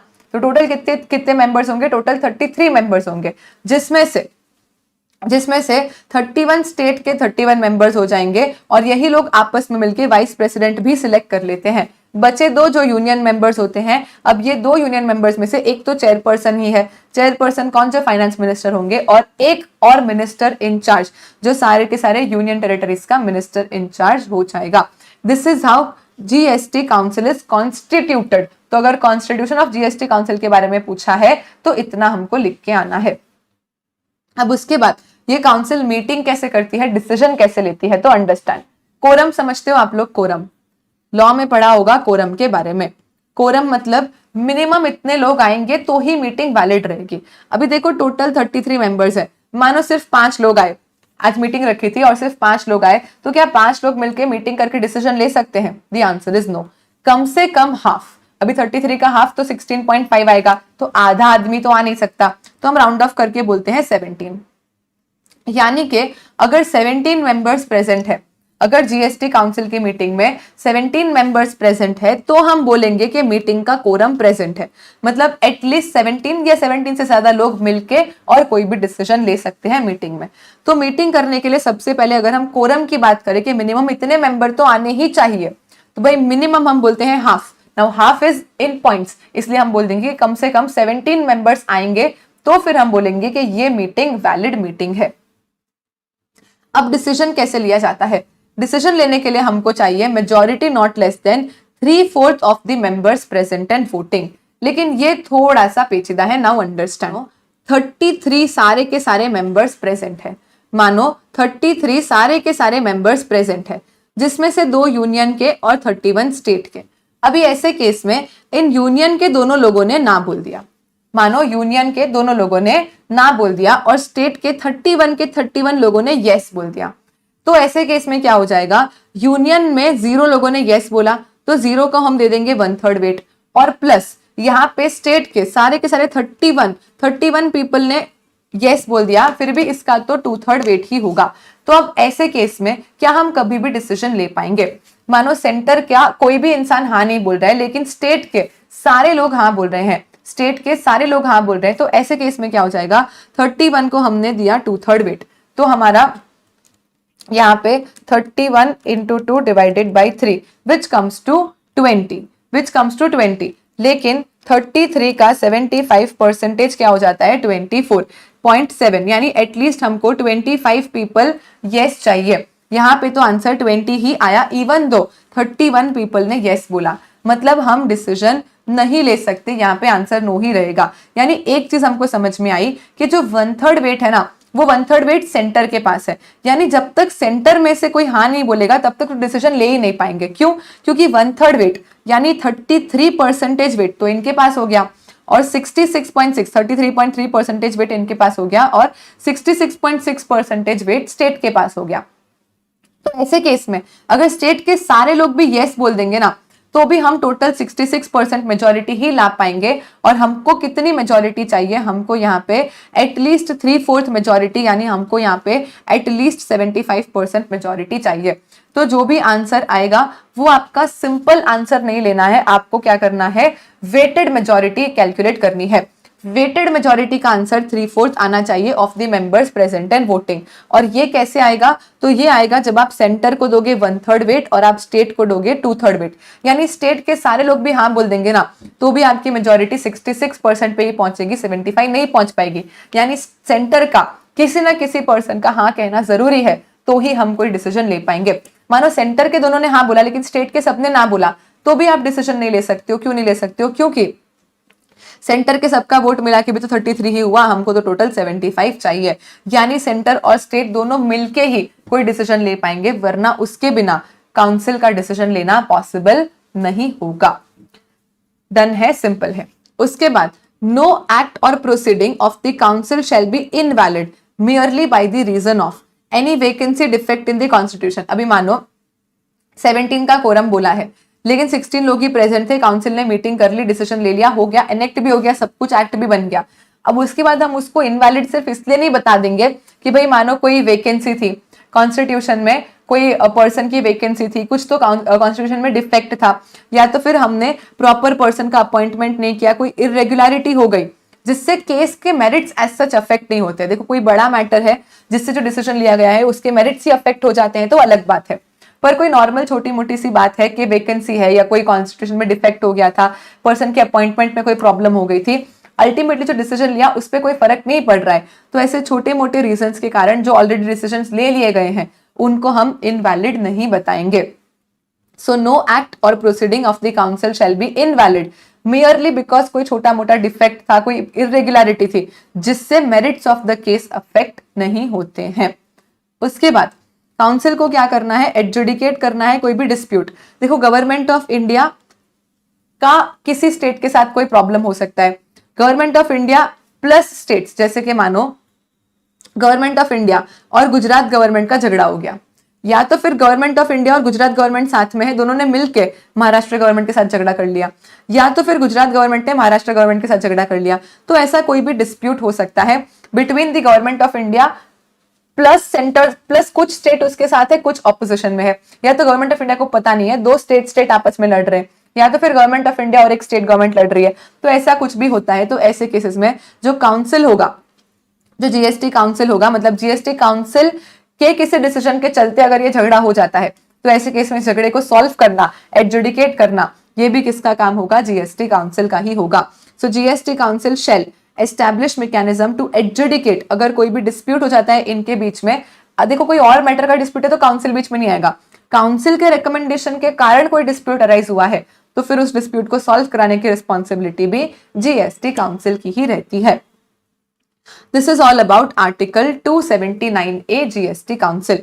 जहां पे हमने क्या क्या देखा, तो आर्टिकल 279A का सबसे पहले कॉन्स्टिट्यूशन, तो कॉन्स्टिट्यूशन एकदम सिंपल बोलता है आर्टिकल 279A का कि भाई यहाँ पे हमको टोटल 33 मेंबर्स चाहिए, प्रेसिडेंट कॉन्स्टिट्यूट करेगा लेकिन प्रेसिडेंट खुद मेंबर नहीं है, तो 33 में से 2 यूनियन मेंबर और 31 स्टेट मेंबर बन जाएंगे, 2 में से एक तो चेयरपर्सन और एक यूनियन टेरिटरी का मिनिस्टर, और 31 लोग आपस में मिलकर वाइस प्रेसिडेंट सिलेक्ट कर लेंगे।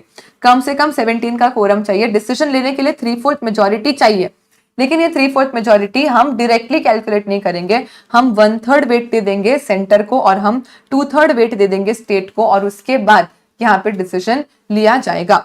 कौन कौन से मैटर्स पे लोग रिकमेंडेशन कर सकते हैं, हर एक चीज जो आप सोच सकते हो कि कौन से टैक्सेस सब्स्यूम करने हैं, कौन से नहीं करने हैं, किस पे टैक्स लगेगा, किस पे नहीं लगेगा, threshold limit, special category states, हर एक चीज वो मैप पे जीएसटी कब से लगाना है, सबके सबका रिकमेंडेशन हमको काउंसिल ही देता है। इसके अलावा काउंसिल में कोई छोटा मोटा डिफेक्ट वगैरह कुछ हो गया तो उनका पूरा डिसीजन इनवैलिड नहीं मान लेंगे, और अगर कोई झगड़ा हो जाता है उनके रिकमेंडेशन के कारण तो उस झगड़े को एडजुडिकेट करने की रिस्पॉन्सिबिलिटी भी काउंसिल की ही रहती है। Now last part of the chapter which is CBIC, central board of indirect taxes and customs. ये कौन है, ये जीएसटी का मम्मी है, ये जीएसटी का पप्पा है। ये सिर्फ जीएसटी का नहीं, जितने भी इनडायरेक्ट टैक्सेस है इंडिया में, कस्टम्स, एक्साइज, जीएसटी, सबका एडमिनिस्ट्रेटिव बॉडी सीबीआईसी है। देखो हम देखते हैं यहाँ पे सीबीआईसी, तो आप जाओ सीबीआईसी की वेबसाइट पे, तो सीबीआईसी क्या है, central board of indirect taxes and customs. अभी यहाँ पे देखोगे तो GST, customs, central excise, state excise, यहाँ पे ये जूम हो रहा है, हाँ, तो GST, customs, central excise, state excise, RTI, tax payers, stake holder, international travellers, tenders, auction, service tax, सबका सब यहाँ पे कवर हो जाता है। तो ये एक एडमिनिस्ट्रेटिव बॉडी है जो जितने भी इनडायरेक्ट टैक्सेस है इंडिया में उन सबको एडमिनिस्टर करना, टैक्सेस को कलेक्ट करना, उसके रिलेशन में लॉज वगैरह जो भी आपको पढ़ना हो। देखो जैसे अगर हम जीएसटी में जाते हैं तो जीएसटी रिलेटेड अगर कोई भी एक्ट रूल, आपको अगर बेयर एक्ट पढ़ना है जीएसटी का, तो बेस्ट सोर्स क्या होगा कि सीबीआईसी की वेबसाइट से आप बेयर एक्ट पढ़ सकते हो। लेटेस्ट क्या नोटिफिकेशंस आए, क्या सर्कुलर्स आए, सब कुछ, कोई एफएक्यू है, मैनुअल्स है, कुछ भी है, सारा का सारा चीज आपको यहाँ से मिल जाता है। कोई भी अगर जीएसटी रिलेटेड अपडेट्स होगी, everything. So this is the administrative body CBIC, central board of indirect taxes and customs, जो कि रिस्पॉन्सिबल है पूरे के पूरे जीएसटी लॉ के एडमिनिस्ट्रेशन के लिए। तो ये क्या करेगा, लेवी एंड कलेक्शन, जो पेट्रोलियम प्रोडक्ट्स पे एक्साइज है, टोबैको पे एक्साइज है, कस्टम्स ड्यूटी है, जीएसटी है, कोई भी इनडायरेक्ट टैक्सेस लगते हैं तो उन सब का सिंगल एडमिनिस्ट्रेटिव बॉडी, सबका सिंगल हेड कौन हो जाता है, central board of indirect taxes and customs. ये इसका लोगो है, ऐसा दिखता है ये, central board of indirect taxes and customs, indirect taxes and customs, CBIC का ये लोगो है। एंड यही एडमिनिस्ट्रेटिव बॉडी है जो इंडिया में सारे के सारे इनडायरेक्ट टैक्सेस का एडमिनिस्ट्रेशन मॉनिटर करता है। डन। यहाँ पे अपना पूरा chapter 1 GST in India and introduction complete हो गया है। अलोंग विथ रिविजन हमने सारी चीजें फिनिश कर ली है। अभी कल के लेक्चर में हम सबसे पहले इसके क्वेश्चन आंसर्स सॉल्व करेंगे। आप लोग एक बार होमवर्क में क्वेश्चन आंसर्स प्रैक्टिस जरूर से करेंगे। क्वेश्चन बैंक का हार्ड कॉपी आप सबको मिल ही गया होगा, बिकॉज वो कब से 4-5 दिन पहले से डिस्पैच हो चुका है। अगर अभी तक नहीं भी मिला है तो 1-2 दिन में मिलने ही वाला होगा। तो वैसे भी गूगल ड्राइव का जो आपको लिंक मिला है उसमें मैं फर्स्ट 2-3 चैप्टर्स के नोट्स और क्वेश्चन बैंक अपलोड किए हैं। तो वहां से आप एक बार कल का लेक्चर स्टार्ट होने के पहले क्या करोगे, अपने साइड से क्वेश्चन प्रैक्टिस करके आओगे, ताकि आपको पता चले कि कॉन्फिडेंस आ रहा है नहीं आ रहा है, कितनी चीजें याद हुई है नहीं हुई है। एंड उसके बाद हम अपना next chapter which is supply under GST start करेंगे। अभी कल का लेक्चर और हमारा एक छोटा होगा, यूट्यूब पे डेमो डालेंगे। एंड उसके बाद वीकली 5 डेज लेक्चर है, मंडे टू फ्राइडे, तो सैटरडे संडे ऑफ होगा। एंड फिर मंडे से हमारा रेगुलरली 2-2.5 आवर्स के लेक्चर्स स्टार्ट हो जाएंगे। सो टुमारो इसके क्वेश्चन आंसर्स करके इंपॉर्टेंट टर्म्स अंडर जीएसटी समझेंगे, सप्लाई चैप्टर स्टार्ट करेंगे, ओवरव्यू लेंगे। एंड आफ्टर दैट तो मंडे तक आपका जो भी सीरियल की का है, जो भी एक्टिवेशन करवाना है, लाइव में ज्वाइन करना है, लाइव से बाहर जाना है, रिकॉर्डेड में करना है, जो भी करना है आप मंडे तक सारा कुछ सॉर्ट कर लेंगे, आपको बुक्स वगैरह सब कुछ मिल जाएगी। एंड आफ्टर दैट मंडे से एवरीडे 2 to 2.5 hours का लेक्चर अपना रहेगा। So yes, practice the questions once before we meet tomorrow. Till then, take care, bye bye. कल क्वेश्चन आंसर करके एंड आगे बढ़ेंगे। आई होप आपको लेक्चर्स में सब कुछ समझ आ रहा है, मजा आ रहा है और याद हो रहा है। As I keep saying, lectures हमेशा दिल दिल आगा बॉम बॉम रहने चाहिए। सो मेक श्योर कभी भी ऐसा लगता है कि मैम कुछ लर्न नहीं हो रहा है, समझ तो आ गया, मजा भी आ गया, लेकिन लर्न भी करवा दो, तो यू हैव टू से हम लोग सब कुछ कर लेंगे। समझ आना, याद होना और मजा आना, 3 ही अपने ऑब्जेक्टिव्स हैं लेक्चर के। So see you all tomorrow, take care and bye bye.